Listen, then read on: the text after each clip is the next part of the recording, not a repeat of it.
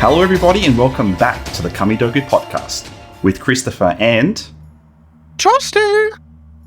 Thank you so much for joining us today. Toasty and I are super excited to get in today's discussion as we eagerly await the official announcement of Mortal Kombat 12. But before we get into that, if you're new to our podcast or Kamidogu in general, our website has been around since 2005, and this is our third year doing the podcast. We'd love to have you as part of our community, so feel free to subscribe, follow us on social media, and of course, join our Discord channel, the links of which are all in this video's description. Before I hand off to Toasty, I just want to make a special mention that this is our 48th episode, and trust me, if you're a fan of the 3D era, you do not want to miss what's coming for our 50th, so keep an eye out for a sneak peek in the coming weeks. All right, combatants, we have a slew of great guests with us today, and we couldn't be happier to have them here.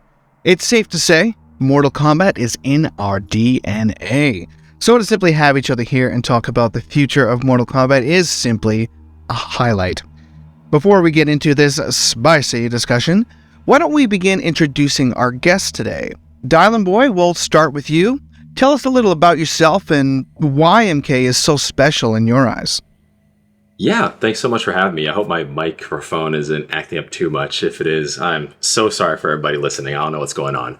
But I have been playing Mortal Kombat for a very long time. My first Mortal Kombat game was MK Trilogy. My uncle introduced me to the Mortal Kombat franchise. So I think Mortal Kombat Trilogy is a great place to start off from. It introduces all the characters, including the boss characters as well. I've always just been a huge fan of Mortal Kombat growing up. And as I decided to get Mortal Kombat 9, Mortal Kombat X, and 11, I found myself really getting invested in the lore in the community, so I decided to start up a YouTube channel, and I've just been a content creator ever since, getting to know everyone in the community, and it's been a huge blessing. So thank you guys so much for having me on this show today.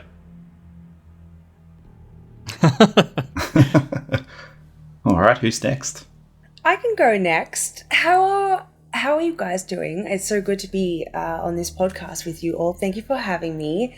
You guys, my name is Juliz. I am a cosplayer and content creator from Melbourne, Australia. I love Mortal Kombat because of its violence, and yes, it probably says a lot about my personality. Big fan of horror as well, so I feel like Mortal Kombat and horror fit very perfectly. So that's why I've got a big attachment to it. Been playing it ever since I can remember. And just with the characters and all that kind of thing, I've really loved Mortal Kombat's designs and, again, the violence. And yes, I when it comes to cosplay, I feel like Mortal Kombat resonates with me with character design and character style, and I feel like it really reminds me of my personality with, like, the freakiness and the, sleekness, and, I just love Mortal Kombat characters, so I like to cosplay them, and I enjoy doing it, and I met you guys, and I'm also unlockable content in the crypt of MKX.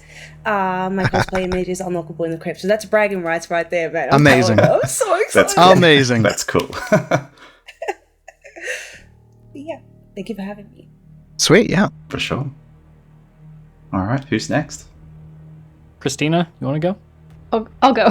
Cool. Hi, I'm Christina. Thank you so much for having me. I really appreciate you inviting me on. Mortal Kombat has been in my life a very, very long time. I'm an arcade kid. I started with Mortal Kombat 1 in 1992 when I was in elementary school. My dad would take me to the arcades, and it was that mysterious game in the corner that all the cool kids were playing, and I was very small, and I was just sort of look up at them, and I wanted to play it. And he would give me quarters, and I would put them in, and I would lose. And he said, well, you shouldn't play that game. You lose too quickly. And I said, oh, okay. I guess I'll just have to get better. So I saved up my lunch money for several years, and I would just go to the arcade and play Mortal Kombat. Collected comic books, old novels, and I play a little bit of competitive Mortal Kombat, some of the offline retro tournaments, and I played a little bit of MK9. I went to EVO twice. I didn't make it out of pools, but I tried. And I'm also a cosplayer as well. So thanks for having me. All right. And my name is Cyborg. I've been a part of the Mortal Kombat online community since 2001, going Wow. back with mk5.org, before they changed to MKO. And I went to several different websites throughout the years. And I was 11 in 2001, so I was born in 1990. And I should say I started with Mortal Kombat when I was like 3 or 4. So I was either 93, 94. I know that because we moved later that year, so it had to have been before that. But I still have, like, my earliest video game memories were at a neighbor's house, because I had 2 older brothers, one 4 years older, one 8 years older. So obviously I got away with playing probably things I shouldn't have back then when I was at such a young age. But yeah, I was just enamored by the characters. The select screens of MK1 still stick with me. So kept up with the franchise over the years with friends. And then, yeah, it started in the MK Online community in 2001, leading up to Deadly Alliance, and have been around ever since. 2014, we decided, some of the community members and I had podcasting experience before that, just generic video game stuff. So I decided to start a podcast called the Nethercast, and it's me and other people that have been on the online forum boards for many years at that point, and we just talk Mortal Kombat, and been going since, and do some YouTube videos and streams, but yeah, mainly the podcast. Spectacular. Very I've good. been listening to a few of your episodes lately, and yeah, love it. So awesome to have you and everyone else on.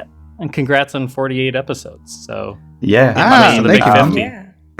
Yeah. Obviously we do video too, so editing can be quite annoying at times. Yeah, I can't. And after doing the first few, I had no idea how I was going to do this, ongoing. But hey, we did it, and we've got tons of stuff in the pipeline. So yeah, awesome that you guys are now part of our history, and can't wait to get going. So let's kick it off. So very first question comes from @Sultry who asks, what are your expectations coming into the release trailer and its date? So do we want to do same answer order just to keep it simple, or do we want to dance around a bit? That's up to Probably you. dance around a little bit. I'm not a great dancer, I like to but dance. we can go for it. Sure. I like to dance. Can you repeat the question one more time? Sorry. That's okay. So what are your expectations coming into the release trailer and its date? All right, I'll jump in first since no one else has. Sure. Just to kick it off. Expectations on a release trailer and the date. So I've long thought it was going to be like a May reveal and then a October release. So kind of like that 4.5 month window, like what we got for MK11.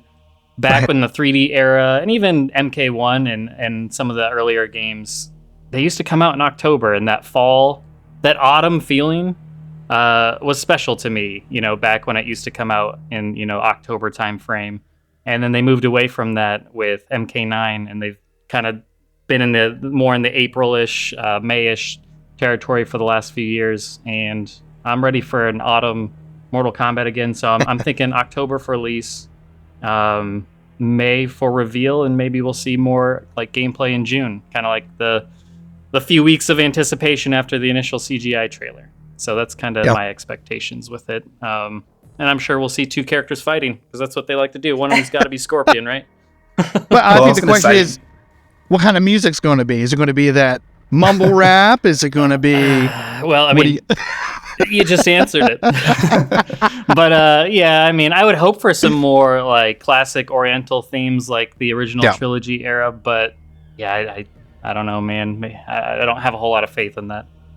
Yeah, I mean, I know they've done that in the past, but I really hope they break away with that. Yeah. I'd like to see... I don't know if it's possible, but I'd like to see some actual gameplay, because I know when Street Fighter 6 was announced, they do show off some cool stuff, but then they also show off a bit of gameplay and they sort of explain a few game modes. I'd like to see them break from that and actually show us something, because really, if you think about it, even if they release in October, there's not a lot of time between now and then.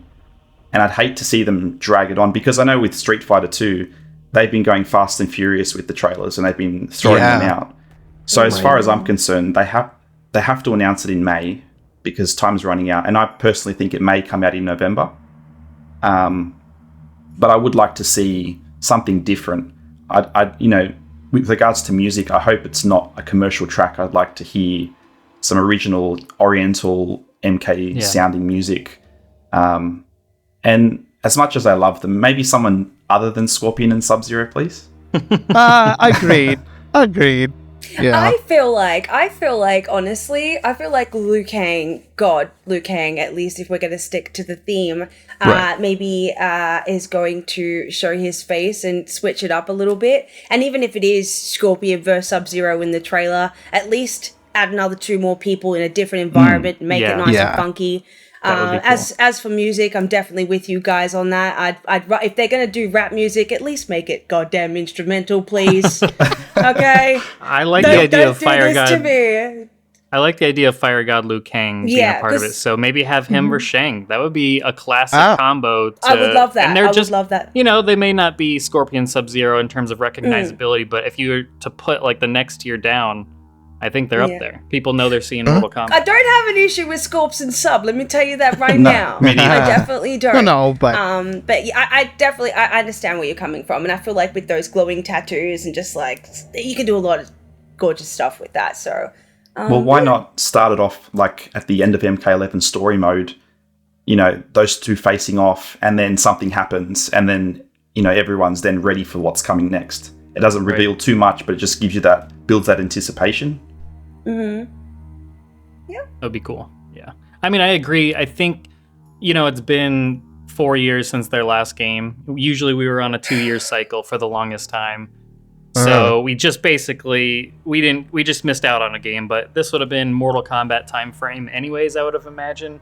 So I agree with you though that they have had some extra development time. We don't know how much like COVID and just the merger of WB and Discovery played into them shifting gears. Maybe they were working on something else and then had to pivot to Mortal Kombat. But so I don't expect all 4 of those years to be put into MK12. But the fact that it has been so long since we've heard anything, I think leading with more than just a teaser, hold on for another month, does sound like a good idea. So getting some gameplay in there, some extra characters shown off in the trailer, like mentioned, are both. I think fans deserve that. Well said. Well said. Yes. Yeah. Even like maybe Katana and Liu Kang kind of like introing the trailer, and then you can see everyone fighting above the temple or whatever. You could do a lot of crazy things with this trailer, but again, as long as it's coming, I really don't care. As for date, ASAP. You know what I mean? Yeah. Right? I'm okay with that. But I'm just excited to know that it's coming, and at this point, I'm just impatiently waiting. Me too. I can't wait to see it. All of my predictions as far as time have been completely wrong. So with that in mind, October, November sounds right. I was predicting that we would get a trailer in January and a release in April so that they would be able to, they would have Mortal Kombat 12 at EVO this summer. Obviously, that's not happening. They've already announced MK11. So that was my expectation. I was very wrong, obviously. So we'll see it probably the fall. As far as music, I'd really love to hear some motifs reintroduced from MK1, because personally I'm really excited about this idea of possibly exploring the Great Kung Lao era, and that's something that I always associated with that is MK1. In the manual, I think there's a comic book or a little comic drawing of Goro and Kung Lao, and so Great Kung Lao. That's what I think about. So I'd love to have some new takes on MK1. That's music. nice, Christina. I like that. I like that a lot. I like that. Yeah, we can save the worst mic for last. That's fine. So I'm trying. Like, if you saw my desk setup right now, I have like a whole bunch of like noise canceling cubes just surrounding my microphone right now. It's all good. Yeah, it doesn't sound that bad. What you guys just need to do in the video, every time his mic starts up, just put like a little icon of a washing machine dancing or something, like a little cartoon. Exactly. It'll be a fun element. Like, it's interactive. Yeah, why not? Yeah. Why not? I like it. I can just spin his his frame just Yeah, round it. make it more Like he's interesting. in the washing machine. keep that retention rate high on the YouTube videos. So That's it. But I agree with pretty much everyone. I was hoping that we would get an announcement sometime in June for E3, but now that's not happening. Got canceled. So that's not happening. So I thought we would get like a reveal in June and then possibly a release in October. Kind of that 4 to 5 month release window. October having that 30th year anniversary for Mortal Kombat. Thought that would be a perfect marketing pitch. To kind of represent 30 years of Mortal Kombat. But we'll see what happens. Trailer wise, I would love to see like any kind of music. Some classic Mortal Kombat music would be great. Or if we do rap, at least make it instrumental or the lyrics at least somewhat representing Mortal Kombat in the trailer. I was a huge fan of the Tekken 7 trailer with it kind of showed like a little bit of like gameplay in the or it looks similar to gameplay in the beginning. So if it's something similar to that, that'd be awesome. Or Mortal Kombat Onslaught, the mobile game, that trailer, like the first cinematic intro of it where they're all fighting in the Coliseum or something Armageddon like, then that would be really cool. But we'll see. Fingers crossed that it's something that kind of represents the 30 years of Mortal Kombat. For sure. So Ryan J5 asks, what are you guys looking forward to for Mortal Kombat 12 story and roster hopes? Oh, I'm just going to start. I feel like when you play with time travel, it's very extremely hit or miss. And I personally didn't really dive that deep into it, or else I would complicate myself. But roster hopes, obviously all the classics. I would appreciate some new characters just because MK is the best at character creation and they're just so unique with the way that they come up with their characters and their look. So new characters is an expectation. I feel like, I don't know if I should say this, but there are some people who don't belong on the roster anymore. Aaron Black. I really can't stand him, so I'm okay. But yeah, I'm just looking forward to, where I just really am excited to see how far in the timeline that they will be going. Is it going to be back and forth? Is it going to be all the way to the back? Is it going to be at the very beginning? Like, it's tricky, so. Well, quite often they say when any movie or game series adds in time travel, it's almost like a warning sign that they're running out of ideas. And I hope that's not the case because it's the emergency route.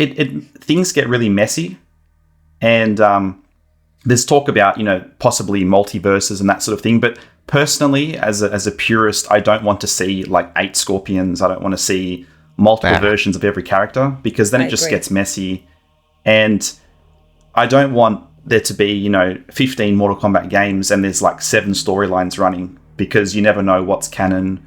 And so for me personally, I really hope that they kind of wrap up what happened in 11 quickly in one way or another and take the story forward, because I kind of feel like MK9 went back and then MKX kind of progressed and then 11 kind of went back and forth again. So yeah, I'd really hope that the story goes somewhere interesting. My favorite storyline is definitely kind of like the Deception storyline and the Armageddon. I'd like to see, not to go back in the past, but I'd love for them to pick that up again and somehow intertwine some of those elements into the new story, because I do feel like a lot of the characters were left behind and that era is very much ignored in some ways.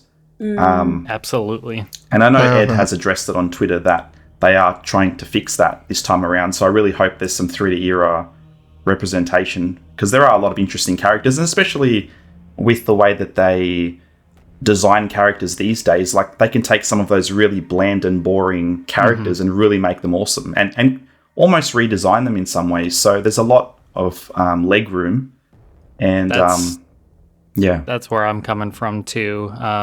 Yelise, is that how you used to say your name? Yeah, I'm okay with that. Thank you. Okay. She had mentioned she's really looking forward to new characters. For me, I've been very vocal about I love the new a lot of the new characters they've introduced in the NRS era. They're great versus flops was the ratio. I thought was handled a lot better this time than it did in the 3D era. Not that the 3D era doesn't have some to love, but there's also some the lows were a little rough there. But I'm following Christopher's mindset. Is I'm hoping that the only new character we might get is the Great Kung Lao, and instead you take all those spots that are normally, because on average I think they introduce about 8 new characters. I recently looked at all that, and put those towards the 3D era characters that we have yet to get in the NRS. Yes. So like your Ashra, your Serena. I count MK4 as 3D era, so I'm counting that. Your Reiko, your Kai, your Havoc, of course, is a popular one. You bring those characters, since I would imagine most of their audience doesn't even know who those characters are. So in a way, they are new characters to a whole new generation of MK fans. Very I think true. MK11 recently, it was mentioned, it sold 15 million copies. I looked it up recently. It's so far sold 15 million copies. The best-selling Mortal Kombat game. MKX was 12 million. The others, like the 3D era for comparison, were only 2 million. So their audience has grown tremendously. So it's safe to say, I would say 70% of the casual fan base of Mortal Kombat that just, doesn't follow all the, nitty-gritty details. They just, they pick it up, they have fun with it, they know who some characters are, but they're not, MK nerds. Hey, Cyborg, would you be opposed to a female Shiro Ryu character? Oh. No. That would be kind of interesting. You know what I mean? I That's love what I mean by character. new. That's what I'm saying by new. Oh, yeah, no, something absolutely. in the background that's supposed to make, it's just, there's a lot of things they could do. Ugh, I'm going to vomit. Well, Right. that I'm so female excited. Nightwolf character was cool as Definitely. well. And Nightwolf's ending, she was cool. Yeah. I wouldn't mind seeing Yeah, see what her. shit like It's that. world building. Yeah. A Yes. female Tarkatan has something that's the community's mentioned for a long time. So I'm definitely not anti that, so to speak. Right. But I think there's a problem right now, and like the way each game goes, people want their favorite characters now more than ever. And we've seen that in the community where they get kind of crazy and they will demand their character make the game. And I feel like it's at a higher point than it has ever been. And each time you introduce new characters, you compound that issue a little bit, because now you have even more characters fighting for those spots, and you can only have so many roster slots to work with, usually in the 25 range. So that's also, but no, I'm absolutely not anti let's no longer build the mythos of Mortal Kombat and expand these things. Let's see new Chaos Realmers and all this fun stuff. It's just more, I just want to see more of a presence. So maybe you chip away from the trilogy era a little bit to make room for that as well, just to clarify. But good counterpoint. Yeah. If you guys want to get the washer and dryer thing moving, we can start going. that now. But I agree for the most part. I think, as per story, I think I'm in the minority here, where I would love for it to take off from Shang Tsung's ending. I think that would be a great place to start introducing 3D era characters, where in the ending, Raiden and Fujin said that the only 2 realms left is Chaos Realm and Order Realm. Perfect way to introduce Havoc and Hotaru. So it's like, it's meant to be. So I'm having both. it's just a very perfect way to introduce many 3D era characters. A fun fact I thought was very interesting. A lot of people from from YouTube, when I put up polls and I asked what is their first Mortal Kombat game, a lot of them are from the NRS trilogy. So Mortal Kombat 9, Mortal Kombat X, Mortal Kombat 11. So they're not familiar with Deception or the original trilogy and whatnot. So when they hear 3D era characters, it might not seem as attention grabbing from a marketing standpoint.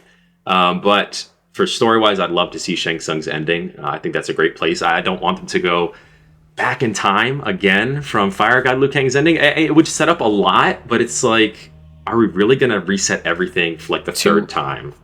To be fair, so NRS has had a track record of they set up something in there at the end of their game, like a cliffhanger, and everybody thinks that's the direction we're going in, and it ends up amounting to the first chapter of the game. Coming from MK9, they set up Shinnok as in MK4, that whole series of events. And then it was just the first chapter of MKX, and then obviously comes back at the very end. So they time jump a lot. And then in MKX, they set up Dark Raiden.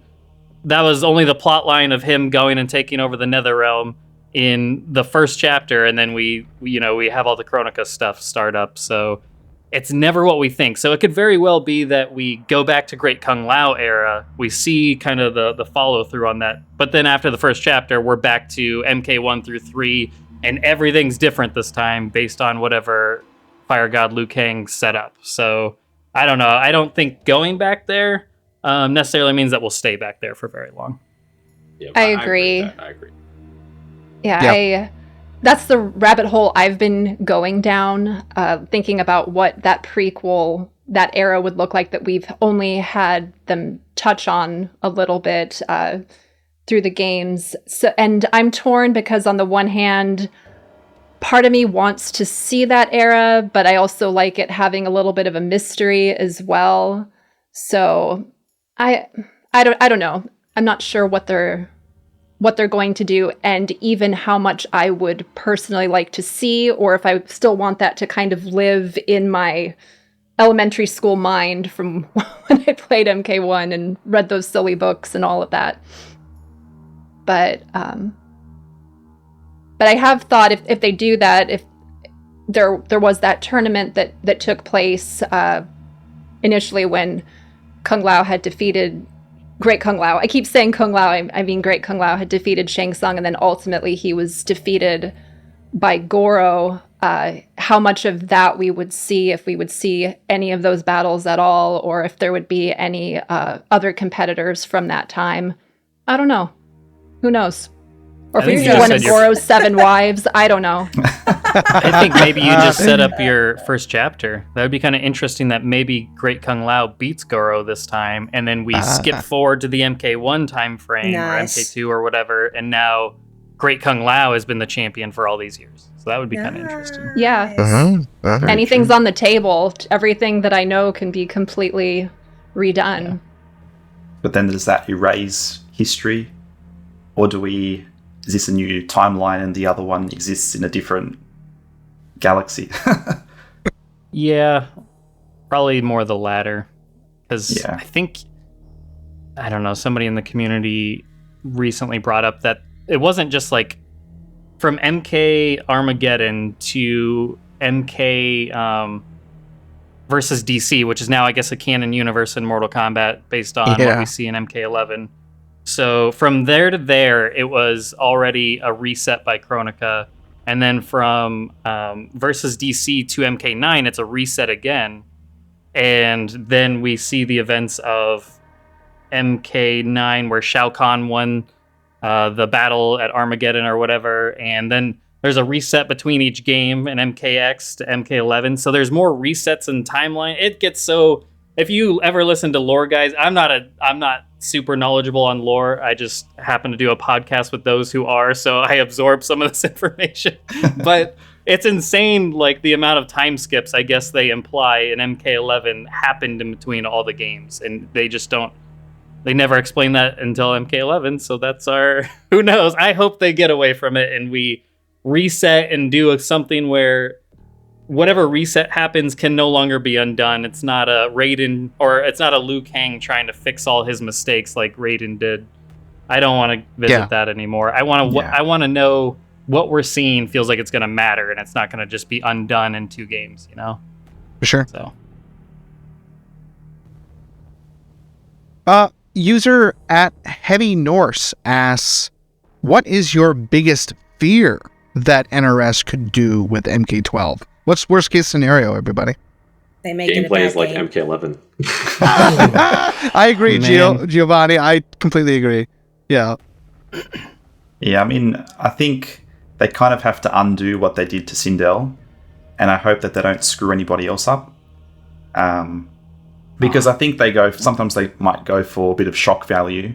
It's like, hey, if we make this good person bad, then the audience will be like, whoa. But by the same token, they do mess with the story and what we know of the characters a bit too much. And that worries me. And not only that, but on a completely different level, I'm worried about the corporate side of things. So like, you know, like you had easy fatalities, pay for this, pay for that. Like, I feel like as time progresses, things might go down that way. So rather than getting a character, if you unlock it, you may have to 100% pay for a character to get them. And they might already be in the changed game. in 4 years. Yeah, they might be in the game, but hey, if you want to play as them, you have to pay for it. Honestly, yeah. No, go ahead, Chris. No, I was just going to say, not even DLC, like base roster. There may be some characters that are locked behind a paywall, and that's what I worry about too. I really hope they don't do that. Or even battle passes where now you have to pay the money for the battle pass, but then maybe they're the level 100 rewards, so now you got to grind until you're even going to see something like that. Would be crazy. I mean, we're talking about battle passes that are usually for free-to-play games like your Fortnites or your Warzones and Rocket League at this point. But we saw what was happening with Suicide Squad, and both their WB studios mandated, they're the ones that ultimately control this, not so much NRS. So, that would be one of my biggest concerns too. We could have a 3-armed Goro, and then you pay for his 4th arm. Oh, God. Even something like that. Because, Giovanni mentioned the gameplay of MK11, but yeah, Christopher, the grind in MK11 was rough. Painful.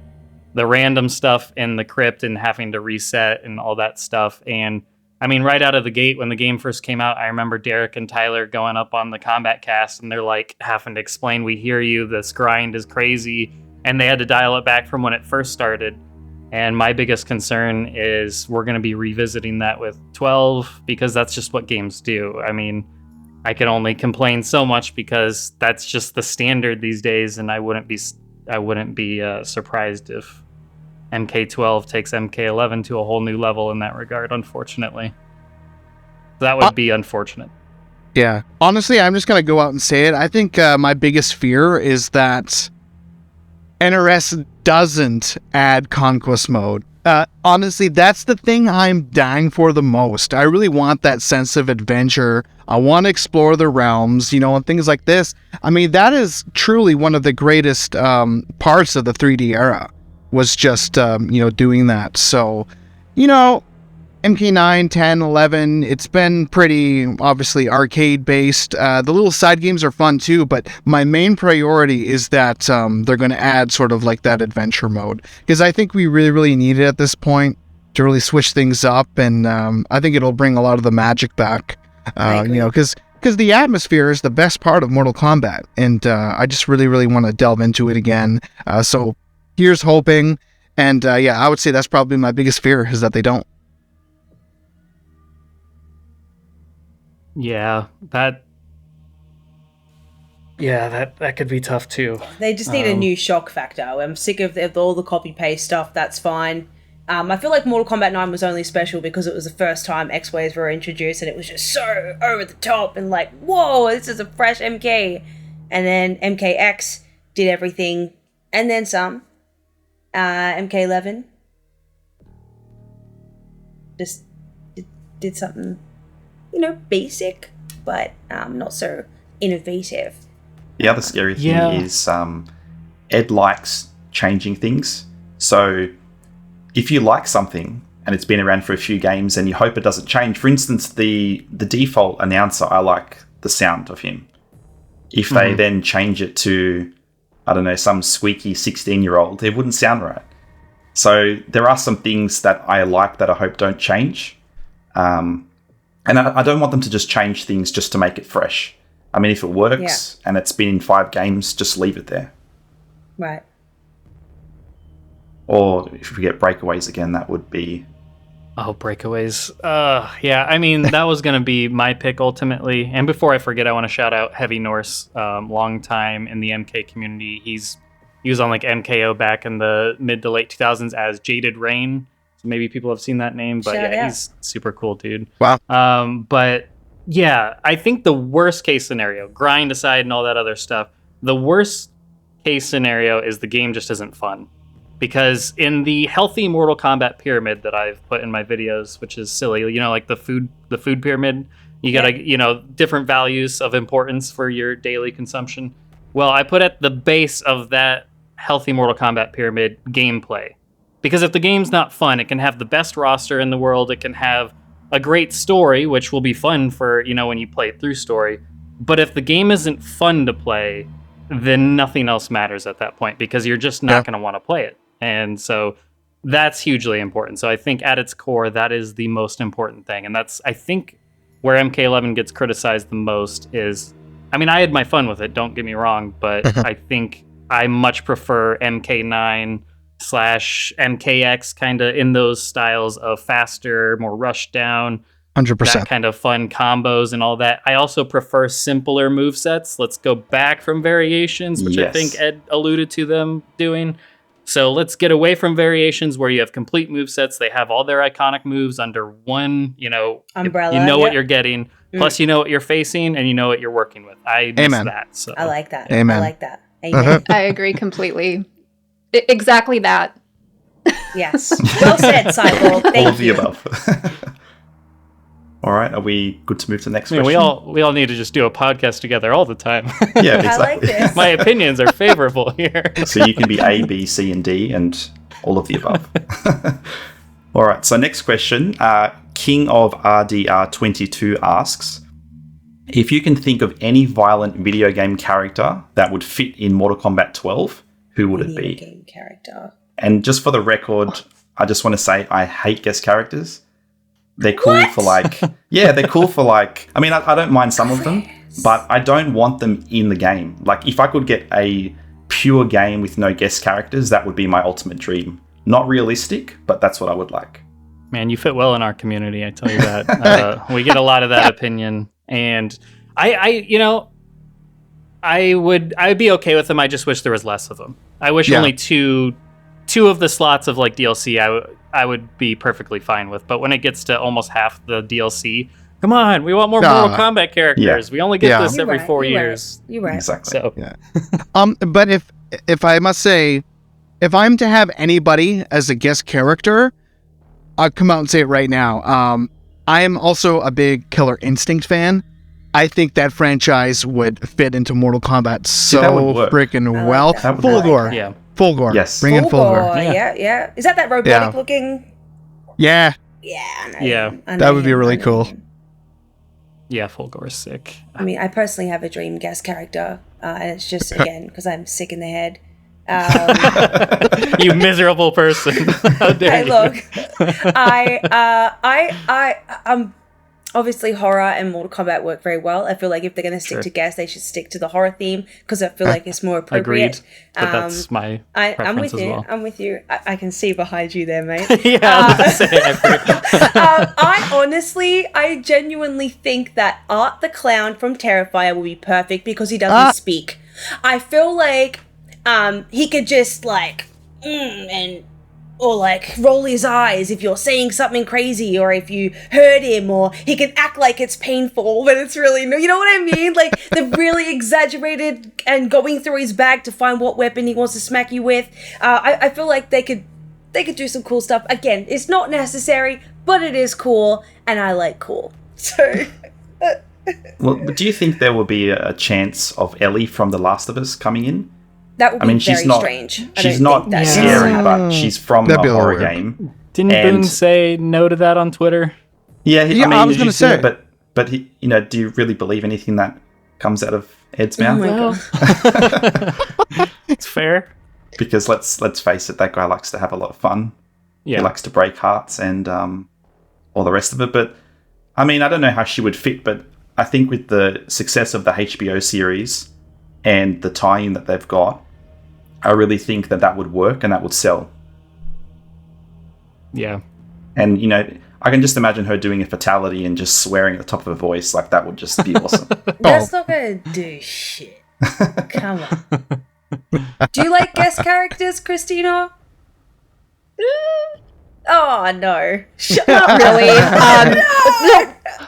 One thing that it's interesting that was discussed today is I am a fan of Evil Dead, but apparently Bruce Campbell does not want Ash to be in MK12. I think that was that just came out today. So Ash. I love Ash, but not Ash, I guess. So that will just continue to live in my imagination. Is it true that Ash really was supposed to be in the game, but there was some sort of issue? Because I think you could kind of see an insinuation that he was in terms of the copyrights at the bottom of an old. And they wrote the intro dialogue that got like data mined early, I think, as well. Yeah. And he was part of that. And when they did the teaser, because they did like the Combat Pack 1 teaser, and they played sound effects that was alluding to certain characters. You remember that? Yeah. And Ash's chainsaw was in that, and then it never amounted to anything. It turned into that's right. Kind of funny. Yep. Man. He would have been perfect. I got to say, actually, I could see him in there. Yeah. I think to kind of bounce off of everyone here, for Art the Clown, I'll say this. I don't care if I get made fun of, but I actually walked out of the theater when I watched the movie. I just couldn't handle the amount of gore and violence. Coming from a Mortal Kombat fan, where violence and gore is everything. I was so shocked by the amount of gore and violence. Like, this is a lot. Island Boy, I think my reaction at the cinema was probably more uncomfortable than the actual movie. Yeah, people were looking at me like, "Why is she enjoying this?" Enjoying it, yeah, exactly. Yeah, this is weird. And I thought about it. Exactly. I was like, I even went like, "Yes!" And I was like, "Whoa, okay." I gotta chill. Yeah, I think it would be great to see Art the Clown, but I think it would be too soon because of Joker in Mortal Kombat 11. I think a lot of people would get that Joker vibe, like, "Oh, we just had a clown in the last game," and a lot of people are thrown off by Joker, since I guess that spot was supposed to be for Ash Williams. Joker's not even technically a guest character anymore. Remember, it's canon universe with Mortal Kombat. I guess so. Yeah. But yeah, I think Art the Clown would be amazing. I was gonna say Pennywise, so I guess but I also like a little bit contradicting with the whole clown thing. But yeah, we'll see what happens. I'm not a huge fan of guest characters. They're awesome, but I think just like what Cyborg and everyone else is saying, maybe just like a little bit less, like maybe 2 on that slot. I think a lot of other characters deserve the spot. That'd be cool. Yeah, I think just make a horror fighting game. Thank you. I think I came out too strong saying I don't like guest characters. It's just too many of them. One, two, that's good, but too many is a little overwhelming. Yeah. Yeah. And I think for my pick, if we're doing video game, I don't have a strong preference, but like violent video games outside of KI, you could do something like Doom Guy is commonly, or the Doomslayer, I guess I think he's called, right? So something like that could be fine, I guess. But yeah, I don't have many video game picks. So for me, like Elise was saying, I would pick horror characters. So like I was the only guest character I've asked for this entire time was who is it? Jason, and he's probably the worst that they've ever done. Yeah. So I felt like I learned my lesson to really beg them for a guest character, because when I got the guy I wanted, I thought the execution left a lot to be desired, to put it nicely. So I felt like they did a lot of the other characters better. Like even Leatherface, man, I thought they gave that character a lot of love. But yeah, I would probably, if I were to pick one, I think Michael Myers or Ghostface. I don't know what the heck you would do with their gameplay, because they're pretty much just stabby. I'm gonna do that, but from an interest, you could do some fun little tag team action with Ghostface and have him switch out mid-match with the other Ghostface, because there's usually always 2.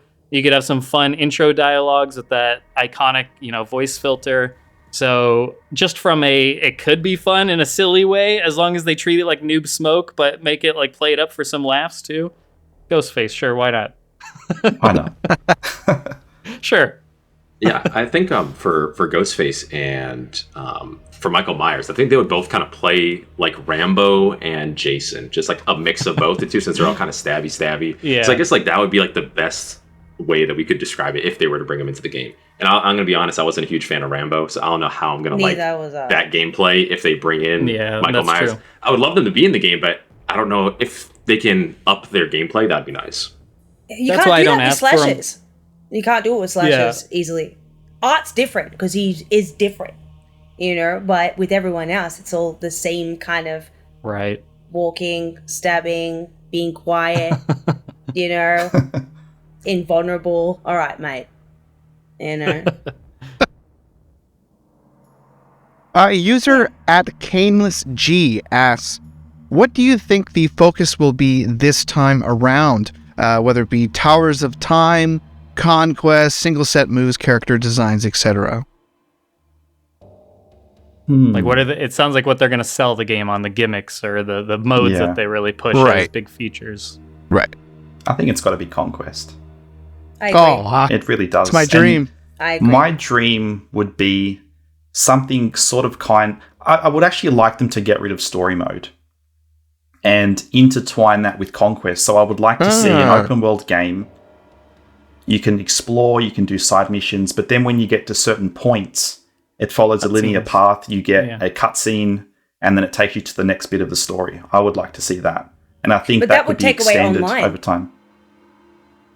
No, you can still do online though, right? Well, Online. Yeah. Like just fighting each other and stuff. That's not going to tamper with it, even if. Well, I think I probably have to watch it again, but in the latest Street Fighter 6 trailer, I know I keep going back to it. They have I think it's called World Tour or Battle. All right.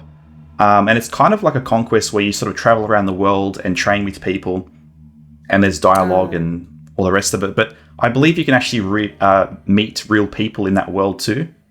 Oh. So it would be cool to kind of have like an open world where you could possibly run into players. And you can customize too, right? Yeah, you can make your character whatever you want him to be, or she. So wouldn't it be cool if you were traversing the realms, completing side missions, completing the story, but then you get somewhere and our friend Leaky Knob shows up and he decides to fight you, and you have to get past him to get something and then move on. Maybe that's something they could do. It's a little bit more convoluted, but I think it would add an interesting spin, because Armageddon was too linear, but it was still fun. And Deception was fun, but obviously it was a lot slower paced. I think because they've had the same sort of story mode idea and model in place since MK versus DC, and it hasn't changed all that that much. So I think that would be a really, really good way to mix things up a bit. It's also not the best way to tell a story, and there's a lot of people that love Mortal Kombat for its story. That's true. And when you're doing the structure that they have been doing, where it's 3 fights, then cutscene, 3 fights, then cutscene, whatever character you're playing as, you know is going to win that fight. So then, and they almost always have you playing as the hero. So whenever it's like a villain on screen, I think it was like Cyber Sub-Zero and MK9 took on, like he beat, I can't remember, both Kintaro and Goro, like in basically a 2-on-1 match. And it's like, if you want those fights to like mean anything, like to take the story as canon at all, then you're always having your villains lose every single fight, and your poor reptiles and Barakas out there just always get beat on all the time. They're just there to lose. So it's like you can't tell, I feel, like a proper story, with that structure. So I agree that a different way of doing it would be nice, and I think Conquest is a great way to weave that together in a fun way. I'd be curious to see what they can develop, as you noted, taking some elements of story mode and mixing with Conquest. Because one thing, I might be in the minority here, but one thing I do like about story mode isn't as much from the story standpoint, but from the gameplay standpoint. You're being exposed to characters that you wouldn't normally play. And you might find that, hey, I'm really good at zoning when you pause the game and you just find a character that clicks with you that you wouldn't have played otherwise. It was just like, I love Sub-Zero. I always want to play Sub-Zero. I don't really care about anyone else a lot of times, but I've also been exposed through story mode to characters that it's like, maybe this could be a backup character that I could have because for whatever reason, I'm doing very well with this one. So, but there's that tension between storytelling and gameplay that I think is inherent in MK. So I'm wondering what they could come up with that could be new and fresh and hopefully blow our minds, that could still expose the player to each character, but still do something different. I don't know what that is. Somebody creative there can figure it out, I guess. Like mini stories for each character, you could do something for like that. I think Street Fighter had a mode, Street Fighter 5, I want to say, where you think of like the arcade towers, but it's certain fights you do, and then it'll give you like a short cutscene for that character, or maybe even more of the comic stuff. So I think like little there's some character opportunity specific there. stories.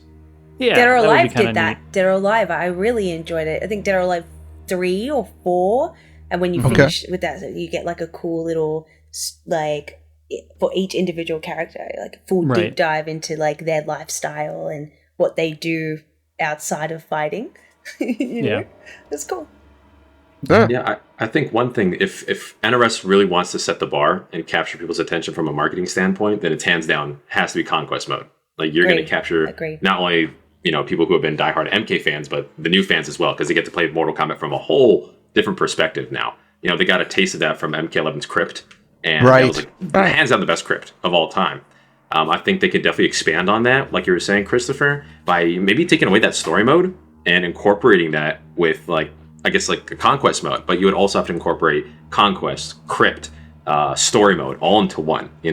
I wouldn't want the Crypt mode and this like story mode to be two different things. I'd want to explore different worlds and also open chests, unlock skins, brutalities, and whatnot while I'm exploring different worlds. And if we're doing hopping from Order Realm, Earth Realm, Nether Realm, why don't we play as different characters, like people that would be in that world? So you're not playing as the Crypt guy the whole time. You're playing as many different people. So Characters that matter. Yeah. yeah, exactly. And then while you're in that, it would be a huge project. Like that would take a lot for NRS to do. Granted. But I think it would pay off. It would be well worth it if that was the case. I think they would get a whole lot of sales if they went that route. And that could also open up multi-year support. They wouldn't have to wouldn't have to be there all at once. But I think in a previous podcast, I mentioned that I'd love to see, like this area might be open and then 6 months later it may triple in size and they add extra realms, extra missions to where you've been, like really expand it and create kind of like COD. Every so often they add new maps and new features and that sort of thing. I wouldn't like them just to release like a dead mode where it's, it is what it is and it never changes. It'd be cool if it evolved as well. So Absolutely. I was also randomly thinking, and please, this is not like legit, it's just my brain. That Dark Souls approach where if you encounter a character or a boss and you don't realize that it's too strong and then you go back and kind of fight other people, get your experience points, come back to Goro because he's level 15 and you're 6 or whatever it is. I feel like that could also be something very unique that fighting games, at least I don't know that they have done that. But I feel like From Software is really good with stuff like that, and they make it challenging and fun instead of everything all being the same tone and the same difficulty and the same everything except different character. I don't know. I just feel like something like that no fighting game has done. But yeah, it's very random. I'm sorry, but I just felt like that might be interesting. No, that was an interesting idea. Yeah. Yeah, it's intriguing. for sure. One thing that I don't know that necessarily we will get it, but I sure hope it's like the gimmick of the game or a real strong focus, and I've been very vocal on this, is tag team. I really Oh my god, yes. really want to Bring see it back. tag team, and it needs to be done better than MK9, where like if we all wanted to get together and tag team and be on the same team, we don't have to be in the same console, we don't have to be in the same room. That's Yes. okay. You can team up with your friend online. You can go into matchmaking together and face 2 randoms, or you can do like tag team tournaments online. Mortal Kombat needs to be able to be a co-op experience in addition to the 1v1. It's you and me, and eventually one person's gonna best the other, and it's gonna get frustrating. And if your skill levels like between players are too great, then it's like, well, and there's only so much we can do here. Whereas you can always team up with somebody, and the better player can then coach the player that's learning and whatnot, or it averages out your skill based on your wins. So then you can face other people that have somebody, or you can get carried by your friend. If you're just bad at the game, but you want to play it because you like the characters, you can get carried by your friend in that mode. People love their Fortnites, their Call of Duties, so on and so forth. They like to get on with a group of like 4 people, I think is that magic number where you're just having a party. And especially with how easy it is to do communities these days with Discord communities and creator groups and so on and so forth, have tag team. Please give us team play. It's so much more fun when you win and when you lose when you're doing it with a friend. Cyborg, I'm done with this podcast. That's all that was said that I needed to hear. You are amazing. You are brilliant. That's it. He's finished it. That's it. All right, that's a wrap. I love it. All right. We'll keep this Very thing, well said. this train rolling. So, excuse my pronunciation. Darko Bagic asks, which classic characters should not come back? He hopes to see characters back that we haven't seen in more than a decade. Well, I think this might be cheating on my end, but I don't know. I'm sort of sick of the whole Kombat Kids thing. I never was that thrilled by it in the first place. I don't know. Yeah, I mean, Okay. I think Takeda's got potential, and he obviously was only in X, and Kung Jin too. But I'm kind of sick of Cassie. I'm sick of Jackie. I mean, you could argue if they were considered classic characters. Yeah, exactly. It depends what you're referring to, but I'd like to see Scorpion and Sub-Zero in the game still, but I'd like to see them take a step back, as cool as they Less are, because emphasis. they're always at the front. Scorpion's always on the front cover, or Sub-Zero, or something like that. And the big one, I think, big character I think who needs a rest is Shao Kahn. As cool as he is, I'm really sick of him being like the boss or somewhere up high. I'd That's like fair. to see Shang Tsung. I think with his redesign, he was. I really enjoyed seeing him back. But yeah, I'm sick. I'm sick of Shao Kahn. Just sit this one out, please. Spring sick it, of Onaga. Jax. Come on, man. Yeah. Yes, Yeah, yeah. I please. think Jax is tired at this point. If I feel like Jax, he's only good for getting his arms ripped off, and that's it. I honestly, genuinely feel that way. He's very boring at this point. There's nothing new to him that makes him stand out. I feel like Jackie is, gameplay-wise at least, personally, I believe that she's better than Cassie. And Jackie is, like, if she has a kid, because she's engaged to Takeda, right? Or something like that. Or- If she had a kid, Jax can go and look after his grandson. See ya. Train him up while mommy and daddy get, you know what I mean? The Kombat Kids thing is a little bit stupid, but again, I can't say that because what if Kitana and Liu Kang have some gangster shit? Do you know what I'm saying? Like, there's a lot of potential with Kombat Kids, and I wouldn't want to jinx that. But yeah, Jax, I think I'm over Jax. Eren, I wouldn't say he's a classic, but don't. Anyway, let's just change the topic. Someone else talk. So I don't think we're getting the Combat Kids anyways, just because if we're going back in time, they're not are. going to exist Yeah. at this point. Maybe DLC, because that doesn't always have to be canon, I don't think.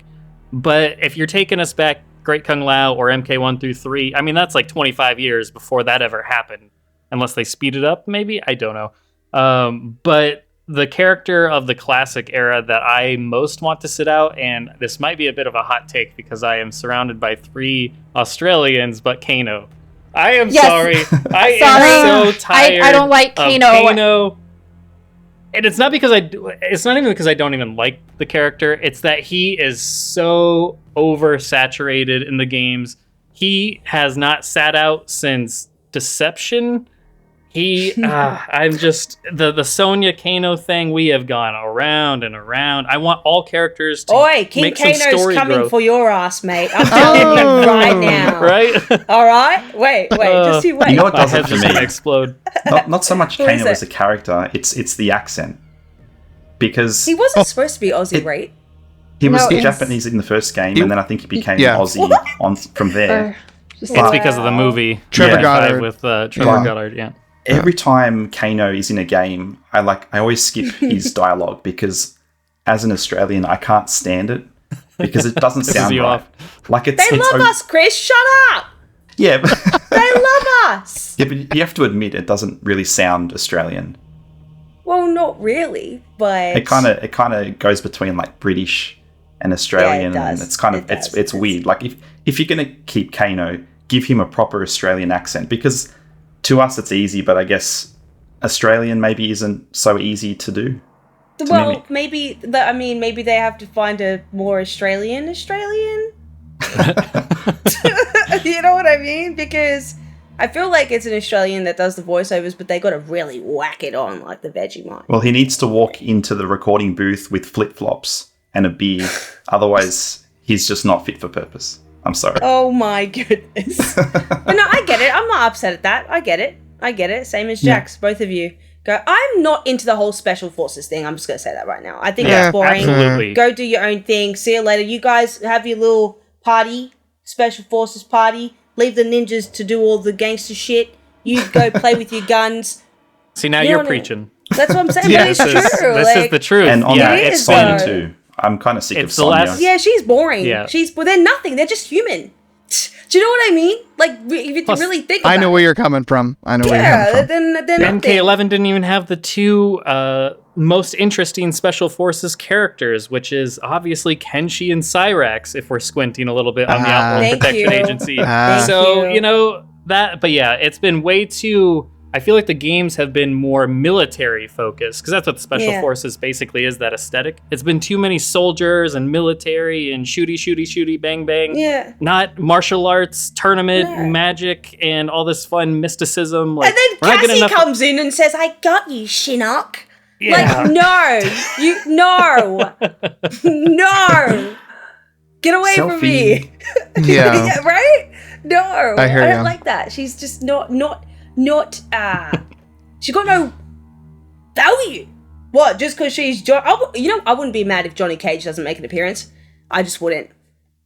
But at least he's entertaining. True. Like, he adds a bit of comic relief to the series. I like Speaking him of for Johnny and comedy relief and Johnny, so when I did like a dream scenario MK12 roster, right? And I left Johnny out of my main roster too, along with Raiden and a couple and Jax, and I'm just like, these are the characters. Let's make them DLC because they're gonna sell well anyways. People do love these characters; they're iconic. And Let's Jade. give the 3D, let's give the 3D era characters those spots of some of the trilogy. Let's make the trilogy DLC. And a funny idea was thrown out by one of my fellow podcasters, and he said, make Johnny that first DLC character that they announce before the game's even out, like they did with Shang last time, because they like to promote it like a month out or whatever. And make Johnny that character, and in his trailer for that, it's meta, it's fourth wall breaking. What? I'm not even in the base roster? Call my agent. Like, he's just very commenting on the fact that how can I not be starring in this game? So that'd be a funny That's idea funny. of how to That's do funny. Yeah, I think to butt in, I don't know.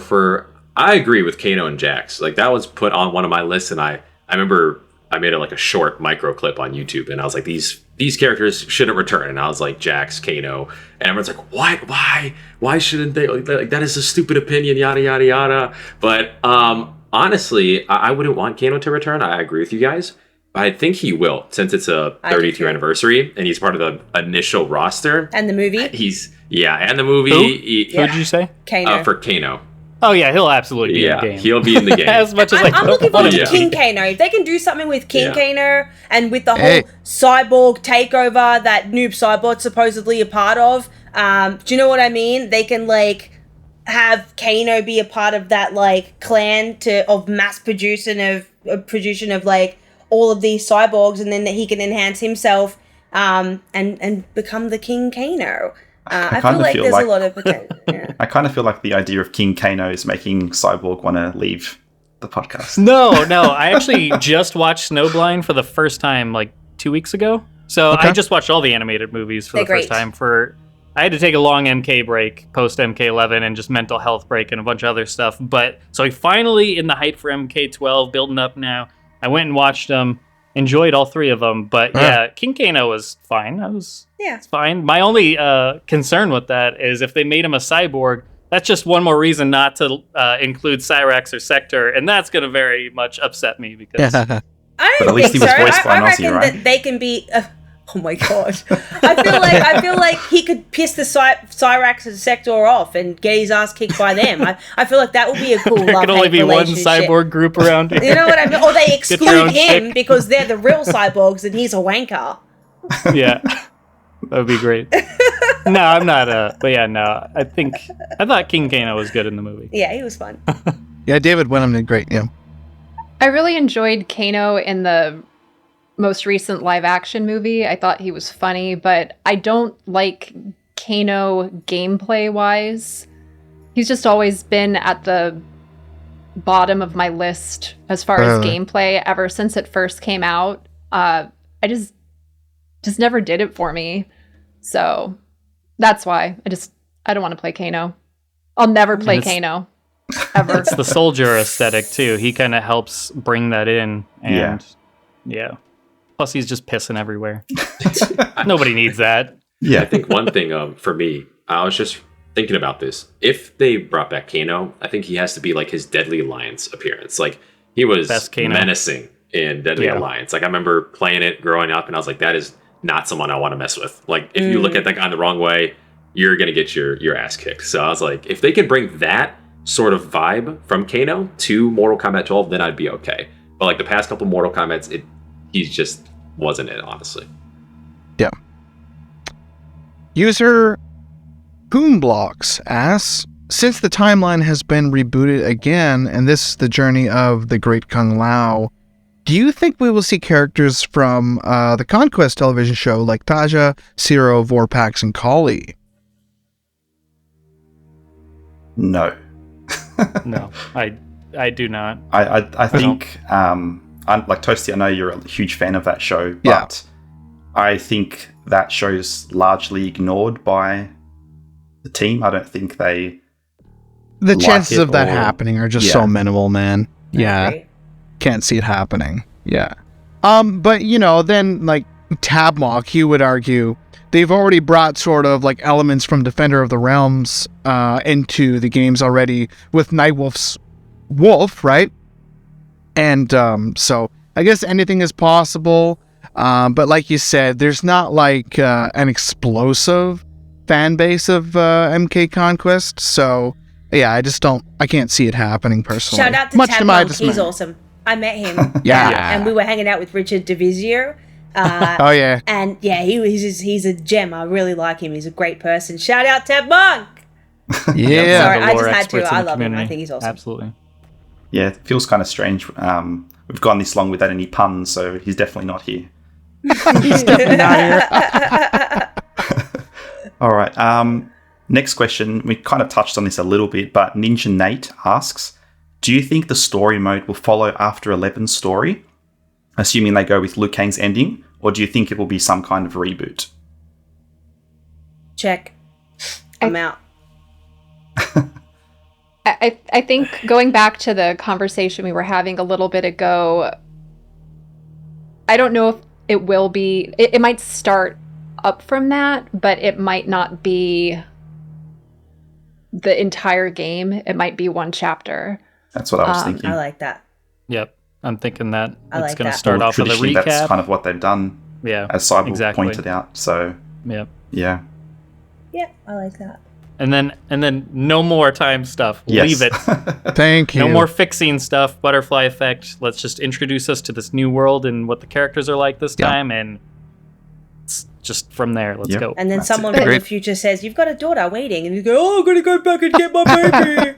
Well, that's my concern, because if you throw Garrus on the roster, like let's say he still exists for whatever reason after we reset in MK11, he was the only one that was aware of the other timelines. Right. So that could be their out of like he's constantly telling characters, in another time you had a daughter and blah blah blah. So I see that totally happening. See that. And they're gonna so get we had Cassie back. Sorry. We had the Kombat kids, the Descendants. I'm trying to think how this practically works, because it was 500 years or 498 years or whatever before the first tournament. So what is everybody doing exactly? How do they get there? Would it be their ancestors? I mean, would that be annoying? Would we like that? I don't know. What, like, how Christina, it's the birthmark. Please do not bring that into it. Oh man. Yeah, no, ancestors. Nobody wants to play as the character's ancestor. If, you put Cyrax's ancestor on the roster, that does nothing for me. Sorry. No, neither. So I'm just trying to think, what does this look like? What does 500 years before 1992 look like? It looks like the opening cinematic and first chapter, and Yeah. then we move on. Exactly. Great Kung Lao versus Goro, and there you go. Now we're back to MK1 through 3, but it looks different. It would be funny if story mode started and there's a little caption that says 1492. And it's here we go.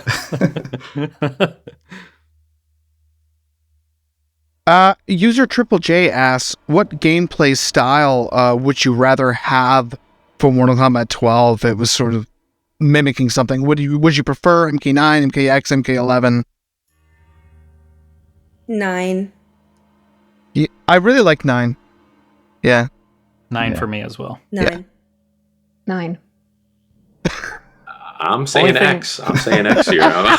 Sorry, everybody. You I just do gotta like the be run. different. Yeah, I do like run, but everything else I liked better about 9. Yeah, Yeah, that game was pretty perfect, I think. it was. Um, amazing. Do you remember when it was illegal in Australia, Chris? All right, so I'll share a little story with you. So when because I went to E3 in 2010 and I played the game, I watched Ed present. I got to fight some of the developers and I was so revved up for it. And then it was banned here because we didn't have that adult rating. We didn't have an R rating for games. Right. It stopped at 15 plus, not 18 plus. So it was banned. And so I went online. I don't know if you did the same sort of thing, Liz, but I bought, I think, 3 copies from overseas, from the US. Come on, man. And- you Sure know they that all, shit. at least one of them made it probably. Yeah, To not get stopped by customs or whatever. I had it delivered to a place that I worked, but I wasn't working that day. So I asked someone to bring it to me if they could, because I couldn't leave the house at the time. And they brought it to me, but somebody who worked there took the disc out and printed up, I can't remember the exact, like a Australian customs letter, What? letterhead, everything. And they said, you know, unfortunately, due to this being banned in Australia, you know, it's been confiscated by the Australian government. Oh no. So when I got it, shit. I opened, and it was a really legitimate looking letter. And clearly they had the disc in the car. They were just playing a joke. But my heart Yeah, sank that's because I also ordered the tournament edition as well with the arcade stick, Right. and the collector's edition with the book ends. Yep. Yep. Yeah. And they weren't on their way yet. But as soon as that happened, it broke my heart. But I eventually got it. But yeah, that's Yeah. just My Yeah, lust that's a- for the game just grew and grew and grew, and I'm like, it's illegal? I want it even more. Like, what is so crazy about this Mortal Kombat that I can't play it? I want it so bad. I kind of want to just hang it on It's like a giant crazy. chain around my neck and just walk around. Be like, yeah, Oh, That's some I gangster swear. shit. Yeah, that's right. No, I just got mine from eBay. I got it with no issues. Yeah. Felt cheeky doing it too. I was like, Yeah. yeah. you know. Well, But it's legal it was here now, great. so it's all good. Yeah, Yeah. it was just so exciting, guys. I cannot express to you the excitement of this game being in my hands, man. It will get R-rated with my description, but we're not going to go there. I actually, I remember, not to go off topic too far, but I remember a video by Total MK. He imported it from America, and He in kills the contents he wrote, a friend sent it to him, and in the contents they wrote chocolate.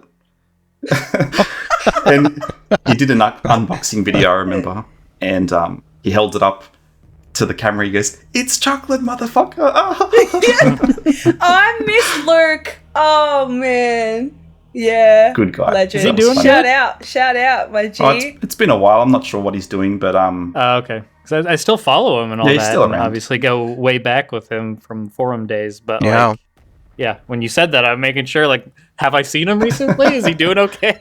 yeah, I think he's Something happened? all good. Shout out, Total MK. All right. Renee Valdez asks, what is the one thing you would like in Mortal Kombat 12 that would make it a satisfying experience, whether it's visuals, gameplay, roster, story, etc.? Gameplay. I beat Cyborg 2 it this time. Well, I don't know if that's going to Okay, be I your go with answer. something else this but- time. No, it's fine. You got that one. In there. As long as we cover the gamut, it's good. No, it's I think at the heart of it, looking back to when I played it when I was younger, it was really the gameplay that did it for me. They only had the character screens, and then I was able to kind of come up with my own stories just from the character screens. So what kept me coming back and what keeps me coming back to Mortal Kombat is the gameplay. So to me, that's the most important thing. I want to just say,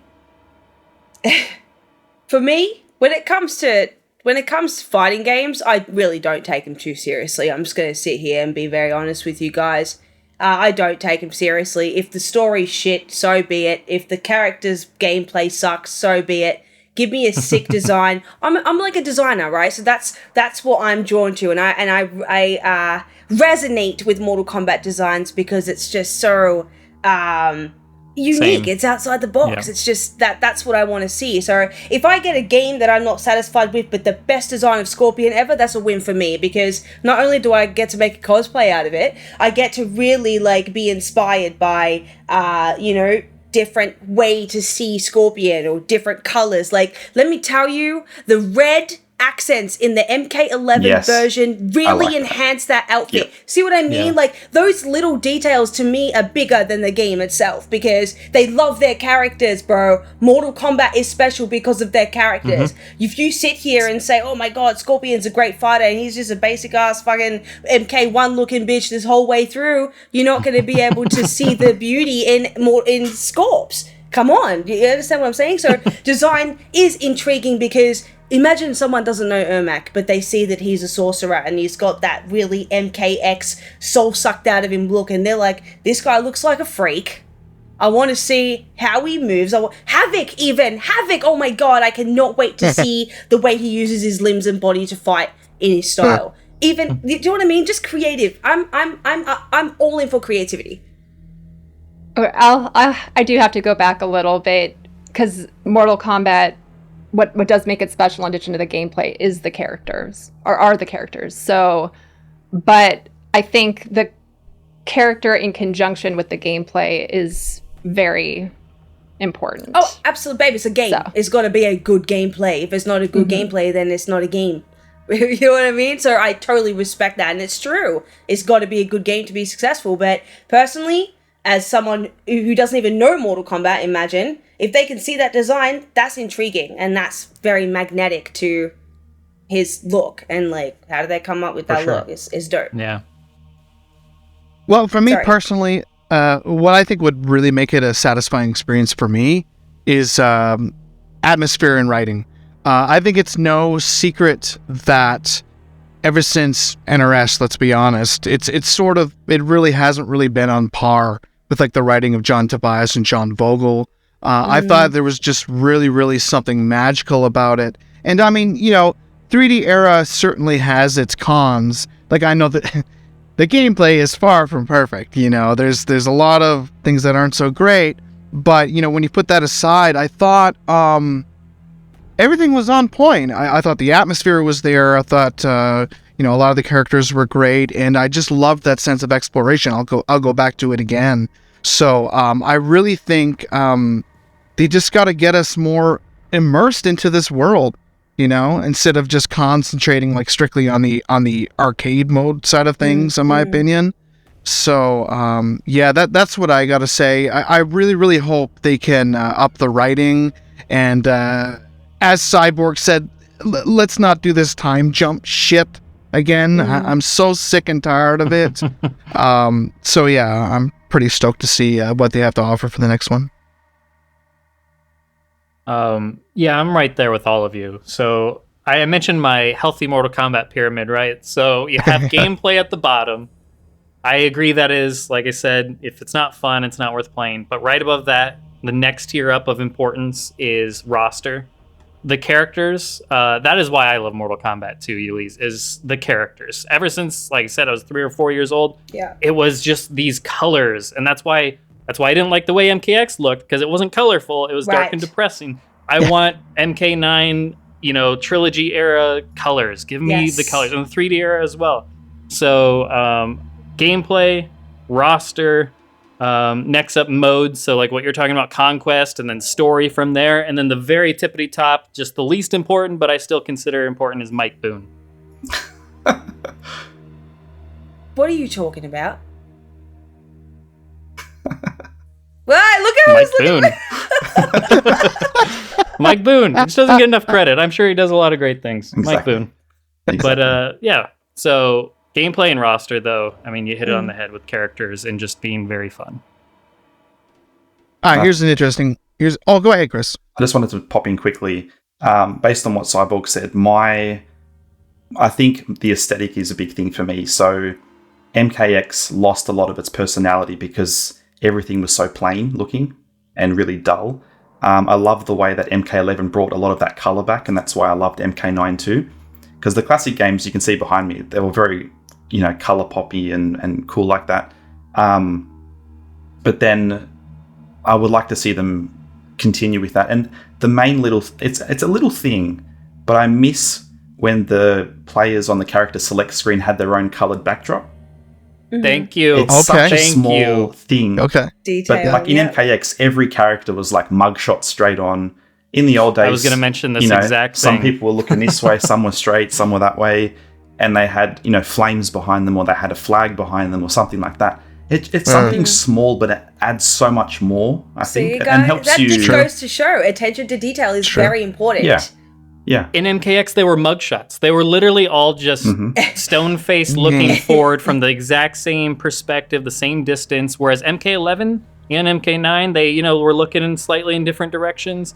Now all we need is just those unique character backgrounds, the Hollywood lights behind Johnny Cage, frozen tundra behind Sub-Zero. If you bring in Lee May, have like cherry blossoms in the background. Yeah. Because those are awesome. Who doesn't love cherry blossoms? They're majestic, they're beautiful, they're wonderful. They're not around enough. I feel like everybody would be happier with more cherry blossoms in their life. But yeah, the fire behind Scorpion, I missed those. When I was, super young and enamored with Mortal Kombat 1 as a very small child, it was just the pictures. You like I believe Christina mentioned where it's like you get this sense of characters, or Yuli's talking about their designs and just how the little story elements in their outfit, you can draw so much from that, and the personality of these characters. Put it on the select screen. Yep. Yes. Even Devora and her den, that was beautiful. I don't care for Devora so much. I love her design. Shitty character. Love the way she sounds. Wow. No, you know what? She's better than Collector, if that's what you want to hear. Alright. But you know what I mean? I love her design, don't get me wrong. She's absolutely phenomenal. But I just love seeing whoa, this is sick. Like, even though it's dedicated to her, it's just cool to see where they come from, I guess. And even Scorpion in MK11, that beautiful red fire leafy background. Stunning, absolutely stunning, and it matters. It really does. I love that stage. Yeah, it's my favorite. One more little thing I want to just chuck in with the character select screen. Last few games, the menu music blends into the character select screen. It needs to fade out, and we need a banging track. If I'm not jiggling and wiggling when I'm selecting my character, then I'm not into the fight. All right. From your lips to Ed Boon's ears, please. These please are make the me things, jiggle man. and wiggle. Yes. The original games were so great for that. I recently did an MK1 playthrough, and I was just like, Deception. I love it. The best select screen themes. So good. Yeah, the best. Deception. Yeah, and they get you so hyped. In recent games, Deception and Armageddon. I really like those tunes. I don't know why, but yeah. Yeah, man.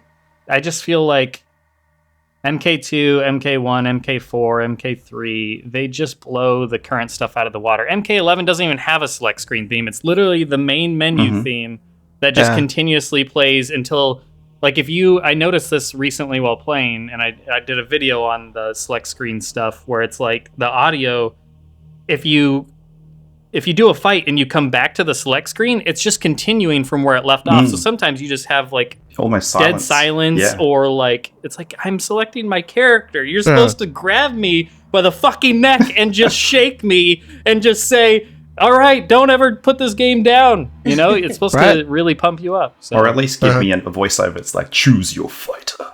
Like just something just to get me into it. Yeah, even when the little the selector little the border or whatever goes from character to character, it used to go bing bing bing bing. That's like a ticking sound almost. And it was like kicking you. Right now it's tick tick tick tick tick tick. It's like I think it's suspicious. Man. I think it's more suspicious. One sound I never MK get doesn't sick need of. to be suspicious. It's like that. It is, Don't because be it's suspicious. full of freaks. Don't be No, it's just it's a fighting game. Now it's just way too cinematic. They're trying to make like orchestra. I want a fighting game. Something treat it like you still got to compete for against other arcade games in the arcade. Bring people to your game when they hear those sounds coming from your game in the other room. They're like, Also, I gotta play this. Your mom is like, I'm gonna go play this. Your grandma's like, I'm gonna go play this. Whatever this game is. Well, MK2, not going way off topic here, but MK2, load up MK2, move the thing around and go ding, ding, and then it's like boing when you choose it. It's the best sound ever. I could hear that. I think it'll be too gimmicky for characters that are super serious, though. I like gimmicky. Let's do it. But you don't take like your Mortal gimmicky. Kombat seriously, remember? We don't need serious You Mortal shut up, Kombat. alright? We need more I didn't fun say Mortal that. Kombat. Yeah, I agree with that. I want fun Mortal Kombat. Mortal Kombat, it's silly. It's supposed to be silly. It's gotten very serious in many ways, which Yes, that's cool. especially But the fatalities. it's a silly thing. Bring that I back love. one Beat cheese. them all Eventually. screaming and their ghost comes running out of them. Hey, I Island want Boys, what's some cooking silliness. in that brain of yours, mate? I mean, like What's you that? guys said everything, so I'm just here, man. I'm like, Here for a good I'd rather just not add my toaster mic into the video at this point. I'm like, you guys have No, said it it all. sounds fine. So, No, it's but fine. yeah, no, I agree. It's like my favorite, of course, a little bit biased because I start off with Trilogy. Is that Trilogy character selects theme music? Like I feel like that's just the perfect music, and the backgrounds and everything really adds that vibrant character, like background to the character, right? So I remember playing MKX or MK11, and I'm like, I can't remember what this character is because they all just blend and they look the same. Oh, So right. it's like the worst. I'm like searching around the whole time. It's like, oh, it was on the bottom right this whole time. But I know, like, I go to the older games and it's like I can pinpoint where they are because they all have their own unique background.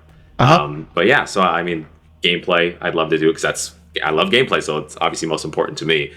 Characters, of course, because I want to play my favorite character, and of course, that classic music has to be something that's going to grab my attention and come back to it again.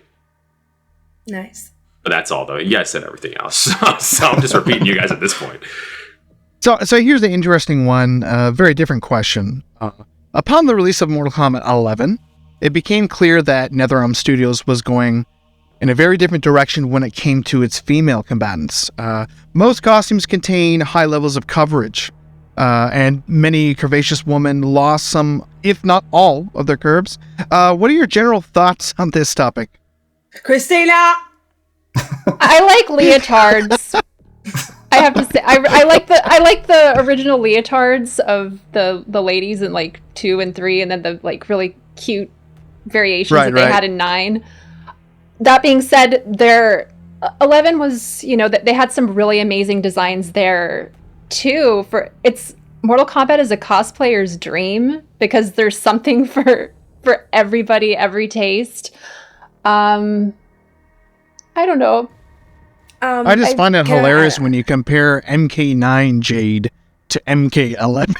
Look. To satisfy like and to MK11 shut Jade. up everyone worrying Here we go. about tits Hold and on to us your not butts. being big, and you really got to do that right now. Okay? Make Oh, a yeah. fucking Dead or Alive volleyball style bullshit in the girls wearing those outfits, and then you can have all the fun you want kicking balls around or hitting them around, okay? With the nice jiggling tit effect and jiggle on the ass. If that's really what you're looking for, you go do that. You don't need to bring that into a video game. I don't have an issue with it. If I was a guy, I'm a pervert. I love beautiful women. There's nothing wrong with that. I just don't think it's practical, and I hate the fact that people are complaining that they don't see the holes. Relax. Yeah, You don't need it's to get there. It is, but that's what I'm saying. Like, go watch it in a fucking anime. You'll be fine. Well, You know? right. That's what I am in complete agreement with you. I liked a lot of the MKX and MK11 designs. MKX was my favorite, especially with the chicks. MKX Melina is actually my favorite Melina. Yeah. I know a lot of people Katana, go more yeah. MK9 or Deception, but like my thoughts on this subject is more from I feel like we went from the pendulum that was Mortal Kombat 9, where it was just absolutely ridiculous and obscene, and then it swung the other direction, and now they're super covered up. I like that. I mean, look, They turned them into ninjas. There's plenty of porn on the internet. If you're into porn, just go watch your porn Or do masturbate a and move deep on with fake your of life. Katana. Like you don't need to get your rocks off on Mortal Kombat. So I think, but I also want to say it's also character specific. Sonya should never be like versus DC and MK9, where she's literally just wearing a top jacket, but no bra, nothing underneath. Like, It's not how are realistic. those staying inside? It just is. But look- It is absolutely silly. But then someone like Melina, I do think should be maybe a little bit more sexual, Right. because then it's like, It's don't her look at my personality. mouth. I right? understand, Yeah, but it's let her her compensating. accentuate you with her tongue, baby. You know what I'm saying? Yeah, but you're seeing the teeth if you're getting That the tongue tongue. though. That tongue though. look. From a person who is a woman, okay, like, I'm not saying you guys are invalid. Please do not take it as that at all. Sure, no. Right? That's- I was honestly very emotional. Look, do you guys know the kind of cosplays I make? I'm a gender bend. I like to choose male characters over females. Not because I don't think girls are cool. I just feel like they take MK, like MK, obviously we're talking about that right now, but I feel like they take male characters a little bit more serious because they always seem to be fucking cooler. I don't know what it is. I don't know. I just wish Scorpion was never a male because I need a strong female figure that is so powerful. Hence why you want the Shira Ryu. Thank you. But like I Female. said, like, do you know how many people have complained that as a female, my Scorpion cosplay looks too close to Scorpion and not like a girl? But I felt like I did because I chuck fucking heels on it. You know what I mean? That's and the Yeah. thing, I love that they took, especially in MKX, Katana's design specifically. I literally cried because I'm like, yo, she looks like a ninja. You're not a Oh, stripper. I love the MKX katana. My Oh favorite. my god! You know MKX that katana. stripper element. I don't care. That's fine. It works. I feel like for Scarlet, it works a little bit better because yeah, she's a bloodbender. She can cut herself and or whatever she wants to do. You know what? That makes sense. But I don't feel like it's necessary, and I don't understand why that should be something that people complain about because it's not necessary. Like it's not. Yeah. I think Use it's your important to imagination. have variety. So some women can be curvy and a little bit more, you know, out Absolutely. there, and some Yeah. are more reserved. They're more martial artists, or maybe they're ninjas or whatever. And I think with the males too, like every male always has like Buff. cut abs. Super. Like to me, I super was thinking buff. about it in the car the other day. Like Quan Chi, yes, he's all powerful, but I feel like he should not have abs. He should sort of look a little dead because he's got the Disheveled, skin. scrawny, like almost like because I think that would really, if he had like scarecrowish. yeah, like if his yeah. cheekbones were sticking out and he was sort of his chest was saggy and he was really skinny, he would Absolutely. actually look scarier. But they're Been saying fighters. this for years. Yeah, Makes sense though. Variety. Variety is the does. spice of life. it does, Good but point, it looks good like point. they all hit the gym 24/7. But they It's just fight, not babe. realistic. They fight. Only exception being Boracho. That guy is, Oh, I love him. He was amazing. yeah, I liked him at for least. sure. Yeah, I think there's a middle ground for sure when it comes to all these different skins. I really don't care as long as it's just not bland and boring. You know, I think that was like a huge thing for MK11. A lot of them were just, to me personally, they had some exceptions with Scorpion and whatnot, and Raiden or Spawn. But I think a lot of them are just very bland. Fujin. Yeah, Fujin was really good as well. amazing. Yes. I think Rain had some great designs as well, especially with his mask. But I think a lot of them yes. overall were very, just kind of bland. Hey guys, can I have your confirmation for something real quick? Sure. So, you know, like, all of the costumes in MK11 were very, very much so based off the default design. Have you noticed that? Everything looked like the same shit. there Except wasn't with enough a variety. longer Here, shoulder piece it's- or a different pattern on the tabard, but it's the exact same design. It's the padding. They wanted it to be such a grind fest to keep you playing, because that's why they would do like the limited, you got to jump on now to go to the crypt to see this chest magically appear if you want this. They always wanted you to keep playing the game every single day, because that's where we're at with gaming. It's not just a WB thing. That's just gaming now. They want your time. I call it not respecting your player's time. That's Right. one of my big things for MK12 is respect our time as players. Don't do 73 pieces for this swap out, 73 pieces for this swap out, 73 pieces for this swap out, and none of them, like 80% of them, don't even look different or Yes. make any sense for the character. Lessen the amount of color schemes. We don't need 70 color schemes where Sub-Zero looks like piss yellow. I think you can just Thank limit you. it to I think you can just limit it to like blues, maybe some purples, stay in that cool color scheme for them. Yes, I like that. So less padding to where it's like just giving us reasons to have to go unlock this in a million different ways and take forever. I think there was, I totaled it up. There was like 533 unlockables per character. Ew. And that is just an insane amount. And if they would have they need to do less quantity and more quality. Give us more actual unique skins that look different from each other. Yes. But thank And then you for maybe do confirming, a couple 'cause I'm like, swap outs it's for the like same. ninja masks and stuff, because that would be fun. Who doesn't love swapping out like Sub-Zero's ninja mask for a couple different variants for classic versions, but just more about quality. Yeah, that was Yeah. actually the next point we were going to make. I hated the fact that I could, grab Scorpion and I could make him green, or I can have a piss yellow Sub-Zero, for instance. I think that went too far, and half of the time when you were going through the the towers, you had to really concentrate, because for a second you're like, I'm fighting Sub-Zero, but it's Scorpion and he's blue. I found that really They distracting. included an option to turn that off, thankfully. I don't know if you're aware of that, but to where it's just the default outfits. But still, I mean, It defeats the purpose. online is a nightmare. Whenever you play people online, you're going to get like some crazy stuff that can really... People talk about how guest characters take you out of the immersion of playing a Mortal Kombat game. When you're facing Sub-Zero and he's bright yellow that hurts your eyes, like that in itself can be like, what are we doing here? And his ice sculptures, like all of his ice constructs are all pea yellow too, so then it just looks like frozen piss. It's like, why is this a Oh thing? my god. Why did we need this? Was this really worth the extra 5 minutes or probably 5 hours it took me to unlock that? Exactly. Right. God. All right, so our next question is, Mortal Kombat Armageddon was technically the final game in the main fighting series that featured a dedicated intro movie during the game's attract mode. While you could argue it's because of story mode, would you like to see an intro movie, come back? Because for me, when you turn the game on, you have your title screen and whatever, and then the intro movie starts. And the first time you put the game in, you don't skip it because you want to see what's next. And I think that's really missing from the series. It's lost a bit of its personality in that sense.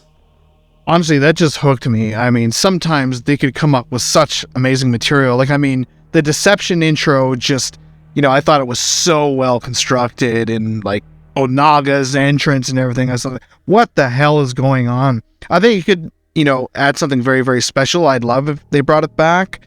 And then, of course, I mean, let's not forget the awesome action sequences from Armageddon. You know what I mean? So there's so much potential. Yes, definitely bring it back. I think I'm gonna go on the opposite end of the side here and say, Okay. I don't. It's great. I love it. Like, don't get me wrong. Like, Deception is my favorite intro of all time. Like, it's perfect. I just think, like, once I watch it, after that, I'm just skipping it. Like, it's just every single time I load up the game, it's skip for me. So I think a good middle ground would be maybe an interactive menu like MK9, whereas like sort of like a mix between like, a Scorpion punches Sub-Zero. It's kind of cool. Maybe something in between like an intro cinematic and like a interactive menu like MK9, something in between. But I think if they add it in, like, that'd be awesome. Like just like an intro. But I think after I watch it and then everyone uploads it to YouTube, I'm just gonna be skipping it. Like, after a while, I'm just gonna want to play the game. Fair enough. Character biographies. That's something that seems to have vanished into thin air in recent games. While biographies do exist on the internet for like, so like Armageddon, things like this, would you like to see them return front and center, placing a larger emphasis on the lore?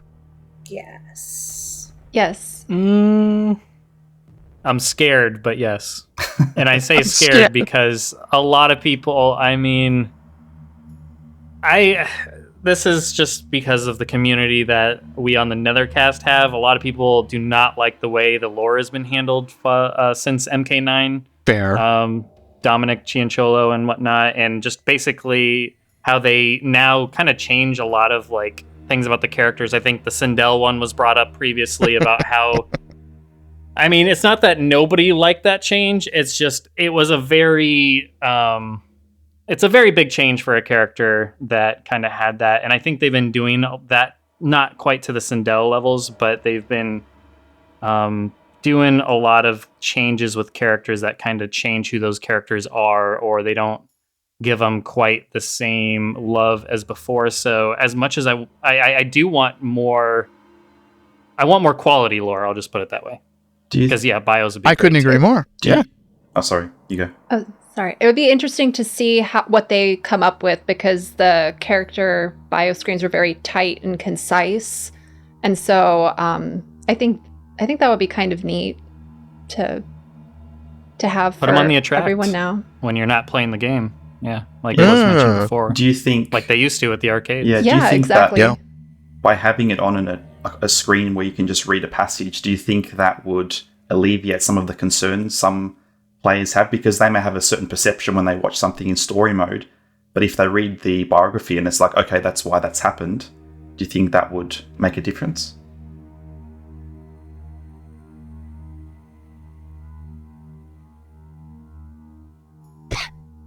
No takes. That's a very long silence.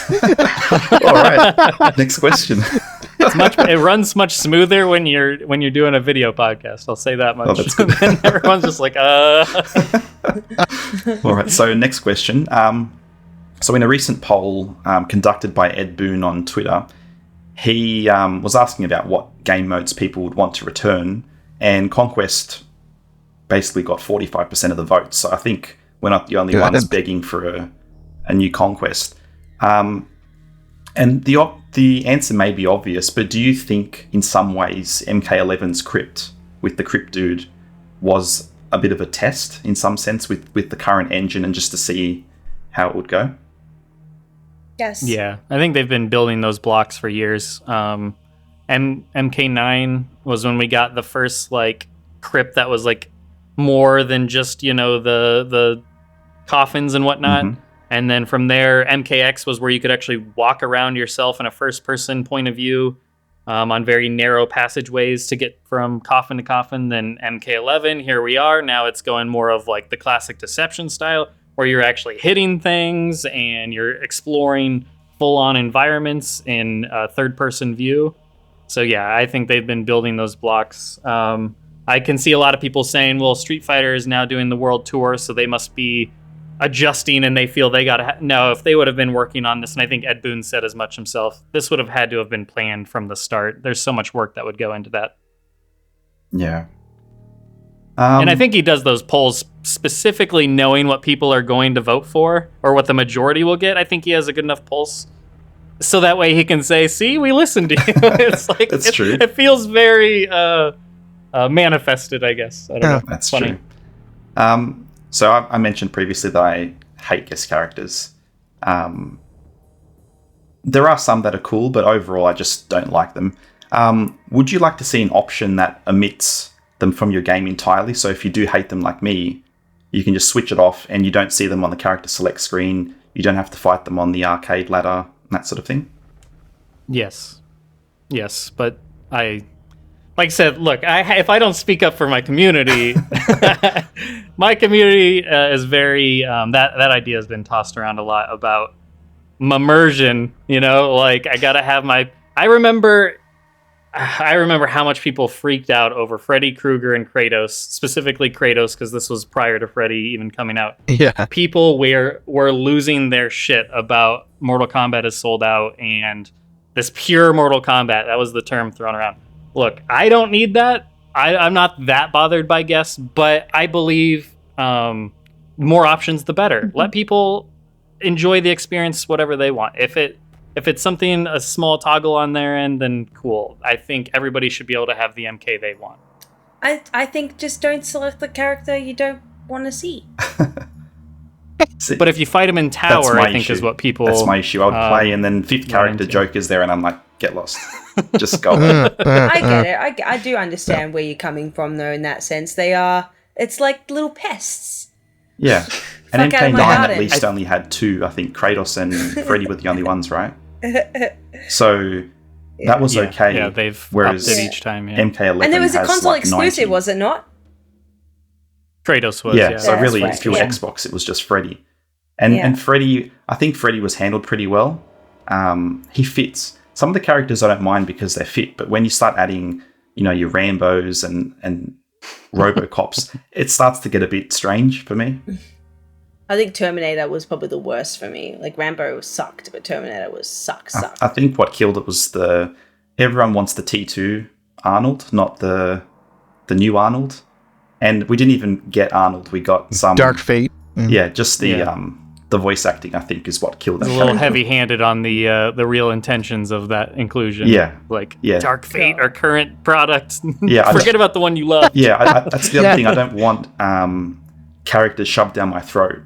I don't want things shoved in just because, there's a movie coming out. Let's put that character in. I don't like that. Do you guys like Soul Calibur? Was it an issue for you in Soul Calibur? See, now you're talking like me. That's what I'm saying. My defense usually. That's what. But I'm being honest. Like, why is Yoshimitsu there? Why is the OG gangster, beautiful Star Killer there? I love him. Why? Like, why is that not an issue? Why was it okay for Geralt to make a fucking random experience? You're talking to hardcore Mortal Kombat fans and not hardcore Soul Calibur fans, so I probably wouldn't be able to speak I understand to that, but it's like, is it some games just do guests better? Then that's obviously what that means. I also think it's people definitely take Mortal Kombat too seriously, especially in the hardcore community. I've gone on that limb several times, and I'll get roasted for that. But that being said, I think ultimately, to answer your question, though, I think the lore of Mortal Kombat and the environments and the aesthetics and just that whole feel of Mortal Kombat is much more rich than Soul Calibur. Oh, no but shit. maybe I'm speaking out of turn. Yeah, no. So then there's your answer. That's why it bothers people with Mortal Kombat, because they have higher expectations or needs. I don't know. Are you sure you're not a fucking cyborg chat GPT, mate? I don't. I think what does it for me is if you look at Soul Calibur, it hasn't been around for 30 years. No. And they've only made, 6 plus Soul Blade or Soul Edge. So there's Something not as like many that, yeah. games. I personally don't follow the story as closely as Mortal Kombat. I really love that in Mortal Kombat, each character has such a rich history. Each game has such a rich story that's, gone here and there. But for me, that's what kind of does it. Whereas Soul Calibur, I used to play it a lot, but I wasn't so invested in the story and the characters. I was just playing it more for fun. And I think... But you could do the same with Mortal Kombat. You can. That's what I'm saying. We're hardcore, so... You shut up, alright?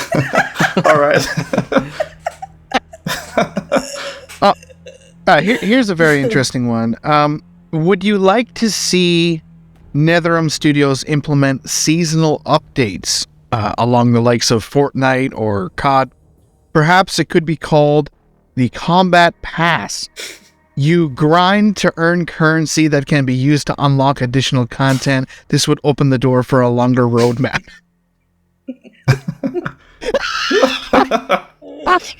See, what I will say is when I looked at, I don't know the specifics, but I know with Street Fighter V, they had Season 1, Season 2, Season 3, whatever, up to 5 or something. So there were plenty of characters. And I think with the new game, they've already teased they're going to release one character every season, like real life season, winter, summer, whatever. I think the biggest problem with Mortal Kombat at the moment is that it doesn't get supported for long enough. Whereas games like Street Fighter's only up to 6 because they supported a lot longer and they maintain the interest by, for example, COD. What brings you back to COD is there's constant events going on and there's, constantly new things appearing. Whereas MK, I know they kind of try to do that, but it doesn't really hold as much attention, at least in my eyes, as it could. Yeah, it's really just the Combat League so far is our experience with them trying to update things. Now, am I against the idea of constant support where they're putting out new content? Maybe even every week there's new costumes, maybe some free stuff if you play enough. Maybe you have a currency in game, you play, you earn that currency, you can unlock stuff, whatever. I'm not against that as long as they make the content worth, the juice got to be worth. Sorry, let's reset that. Take 2. No, I'm just kidding. I don't know who I'm talking to, but the juice has to be worth the squeeze is my point here. Right. And the stuff, it can't feel like fluff. If you're just going to give us a costume and a new color scheme and this, and no, it's got to be worth returning to the game. So I think that's one important thing to remember is don't make it feel like just padded filler stuff. And two, don't we got to remember this is a $60, $70 game, whatever that is in Australia. Sorry, I don't know what the transition. You know what I'm getting at. Sorry, I'm losing my train. I'm just making myself laugh out of stupidity. But we got to remember this is a full price title, right? This is not Rocket League. This is not Fortnite. So they can't get away with the free to play live service stuff that they probably want to, just looking at Suicide Squad and how that's been handled. So if they try and come to that, which just going to tell you now, don't be surprised if that is the case. If they come with all this live service bullshit and it's going to have ultra grind and it's going to be even worse than MK11, I don't know. That's just crazy to me that a full price title would do that to us, because it's not a mobile game. It's none of it. Yeah, I think to add on to what you're saying, I mean, if we're talking about updates and whatnot to the game, Mortal Kombat 11 by far has like the most stuff that you can unlock. The most stuff we got crypt events, we have the store, we have Towers of Time, we have classic towers, we have the story mode where you can unlock so many things. Of course, it's like no one wants to grind that much. Oh, it's a chore. It's a job. Yeah, it is like a lot. I think in terms we should be getting paid for it. Yeah, exactly. You even have like AI battles. Like I know I would just like leave my AI, like the AI character on. I would just like let my computer run for so long, and I'm just like, I've only made it this far, and it's like, come on. That's how you know you've made a bad system, or a very gratuitous system, egregious system, when you have to implement a way for the player to not have to play the game to be able to get the things that they really want. Strange. Very strange. I never used it myself because it's like I either want to play the game or I want to do something else. I don't want to sit here and check in every once in a while and press X as I walk out of the bathroom, right? Like to make sure the AI is going on to the next match. That is just insane to me. I mean, it's cool. Don't get me wrong. It's a nice feature, I'm sure, for some people. Maybe it's into like they want to see the battles or see all the cool things, but it kind of reminds me of the back in the day, Gran Turismo had an oval track and it was like a 99 lap race. And I put my controller on the floor and I put the couch on the X button, and my car was fast enough that it would hit the wall and just scrape all the way around. And while I won it and I got the reward, where's the fun in that? Like, I'm only enjoying the game as long as I'm playing it. They made you do it. Yeah, exactly. That's the power. That's the power they got on you. That's true. Don't you discredit that? That's made true. You do that. You lifted that couch. That's true. See what they said? They made you do the craziest shit. You got no idea. Yep. That's it. Yeah, I think I'm just a smart ass. It's all love. Really? Didn't notice. Shut up. I think if we're talking about like seasonal updates, though, I'll give like a good example that I think they should continue with, which is the Combat Pack 1. With like Shang Tsung, Nightwolf, Sindel. I thought that was perfect how they planned it out with like every other month, like it was coming out instead of dropping all 4 or 6 at one time. It's like you drop it all at one time, everyone's gonna play it for like 3 weeks, and then like we get nothing for a year, and something else comes out. So if that's the case, just like drop them out. Like Combat Pack 1, you get 6 characters every other month or 2, and then maybe incorporate an arena or like friendships or whatever, or some sort of crypt event. Like I think that's new animations, new intros, new outro animations, maybe a new brutality here and there, new story maybe mode. a free skin or something. Yeah. I'm just not a fan of you drop it once. Yeah, exactly. Yeah, just maintain the consistency, maintain the support, and no piss yellow scorpion. And the quality is key. Quality is key too. Yeah. Nobody wants just constant updates if it's not actually stuff people want. Yeah. So. Yeah. Absolutely.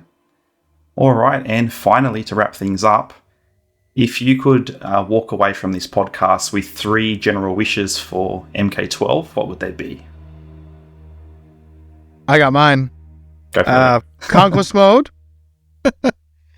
Better writing and intertwined with justice for the 3D era characters.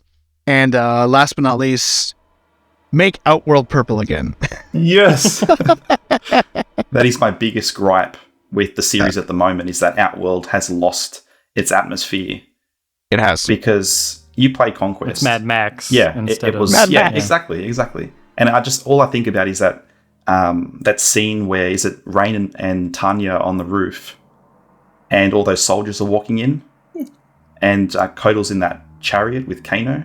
Yeah. Right. And Is he coming at first, when I didn't even know where they were until someone mentioned Outworld, and I'm like, this is not Outworld. I'm sorry, but it's purple. And I know that at one point Luke, They even kind of poke fun at the fans by commenting on that. I don't know if you mentioned that just now, but yeah, it's kind of silly they did that. Yeah, that's a bit silly. And going back to Luke Total MK, I know at one point he actually play on Donald Trump's hat. He made a hat that said "Make Outworld Purple Again," and I feel like that we need to make that a hashtag or something, because it's got to happen. It's got to happen. Too good. Does anyone else have any wishes at all? What do you really want to see? Top 3 for me. I've pretty much been saying them throughout the episode, but the gameplay, I want gameplay that's as fun as MK9 with a little bit of MKX. I want tag team. I don't care if it's there from the start. Maybe they start off with like assists and build off of that or whatever, or do an aftermath size update, but it's tag team mode. I think you need tag team. Let's mix it up for a change.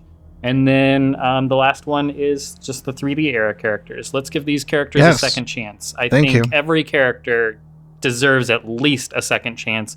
And they make their characters with so much more personality, just oozing through their gameplay, through their outfits, everything.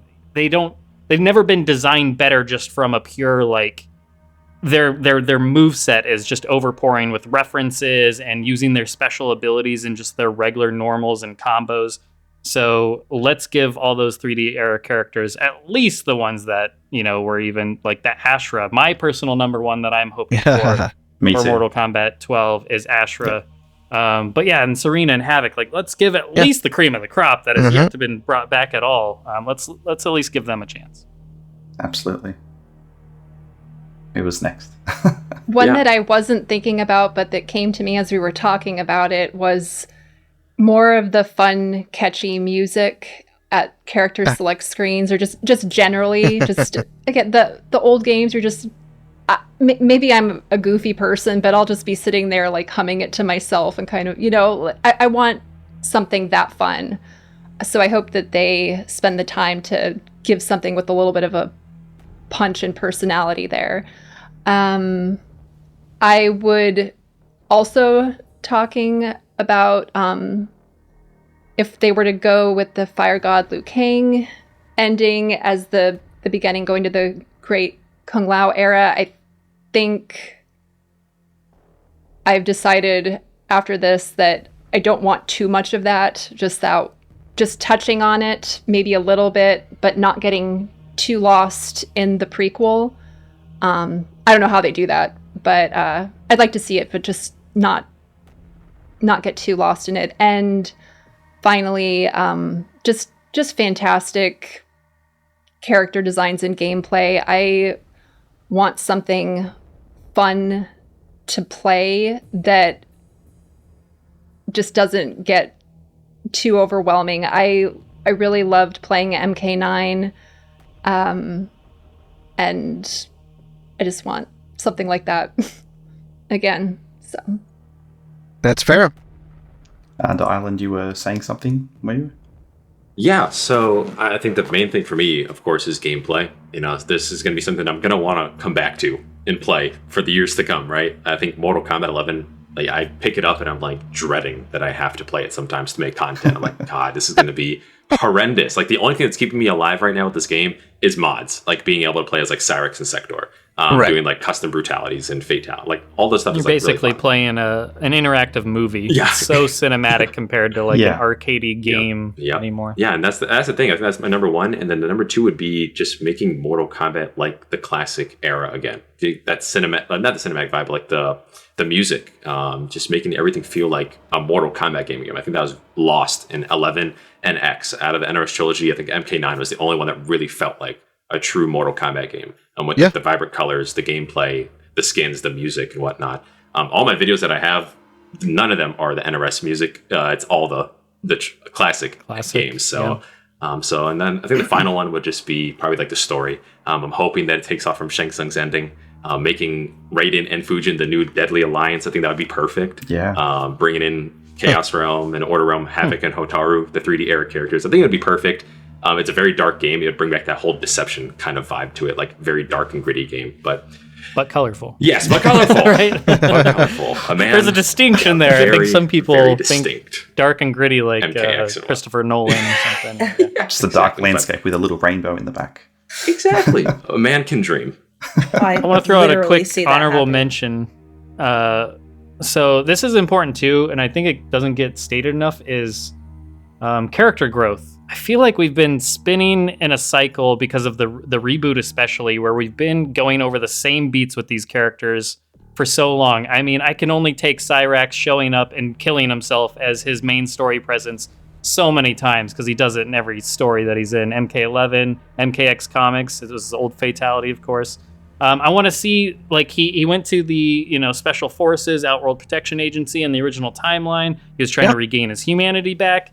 That's the last character story growth we've seen with Cyrax, and that was almost 20 years ago now. Just Deadly Alliance technically. Yep. So yeah, over 20 years ago. So it's just, and he's not that's just one example because he's one of my favorites, but like, think of Sonya and Kano.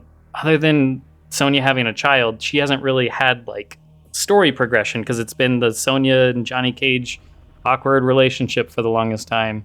But yeah, I just want to see characters truly move on from what happens in the trilogy era. Because let's just move on. We've been hearing that story for so long. I feel like in a game, that'll be a little bit too much to ask for, because how much time are you really going to invest in each character to show us some growth that's valid? I feel like make an animated series and really bask in the greatness of MK characters, and then the next game coming up after that, I feel like it should have been done before 12, but, use that as your stepping stone to creating the new version of the Scorpion that you're looking for. That's not the same shit. But when it comes to my top three, definitely Tag Team, definitely Conquest. Give me Ermac. Give me Smoke, Ninja Smoke. I don't want no Cyborg. I love you, Cyborg, but not Cyborg Smoke. All right. What happens if we get Cyborg Smoke, but do you not like the character of Cyborg Smoke, or do you not like the gameplay? I feel like he's a waste as a cyborg because he's a copy of every other fucking cyborg in the game. I feel like I really do feel like that. He doesn't stand out. I feel like he's more special as a ninja and as a human than he is as a cyborg. I mean, the hairdo has to return. I want a long ponytail. I want a long pony. I want a long ponytail. Yeah, in the MKX comic. Yeah, even would flow down in the MKX comic. But that's what I want. So that's seriously. Yeah, I mean, Smoke. But no, honestly, character design is super important to me personally. But yeah, I think my number one is Tag Team. I really miss that.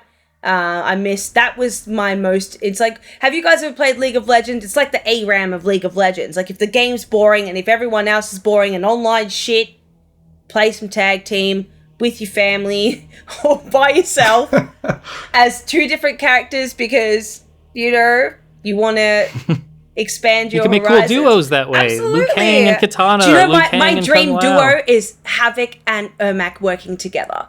That would be cool. Interesting. That would be sexy. Kind of cool. To me. I could dig it. That would be pretty sweet. Yeah, but yes. So there's so much more that I want. But yeah. Yeah, I think for me personally, I want to see a good story. I'd like to see a game that introduces longevity.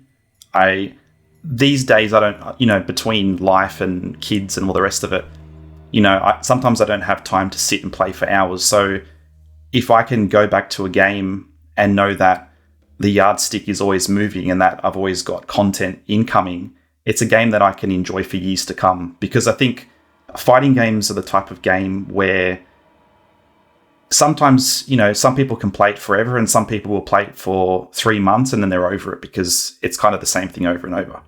So I think if they introduced a conquest mode that was kind of like a, mixture of story and exploration and all the rest of it, and maybe even incorporate the crypt into it. And like Liz said, maybe there's certain sections where you can only get to if you're a certain level or something like that. That would be really cool.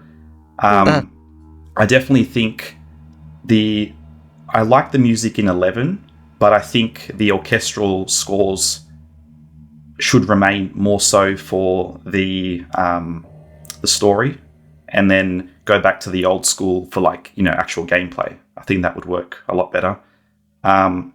Maintain the aesthetic, add some more color. There's colored backdrops. This is probably way more than 3, but that's just what I'm thinking. Let it out, mate. Get them all out there. Yeah.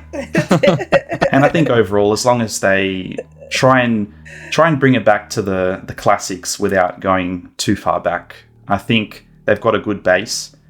And the final point I want to make is, with COVID and the disruption of the development cycle, so to speak, I often wondered if in some ways this could be a trilogy too. Because the game's already got awesome graphics, all the characters are done. What if they just copy-paste them into another game, change the mechanics behind gear and all that other garbage, give them single set moves, and then just add all the characters that are missing over months and years ahead, and then you've got an absolute beast of a game. So, just something to think about. Uh-huh. Yeah. Well, thank you everyone so much for being here. This has been fantastic. Now, before we exit, where can fans find you on social media? Maybe we'll go in the same order as we began. Yeah. Well, you should find me on everything on the Island Boys, like Instagram, Twitter, TikTok. It should all be the Island Boys. If it's not, then I messed up somewhere. So it should be quite simple. But yeah, that's where you can find me. Liz? Oh, yes. I'm so sorry. I thought it was my turn.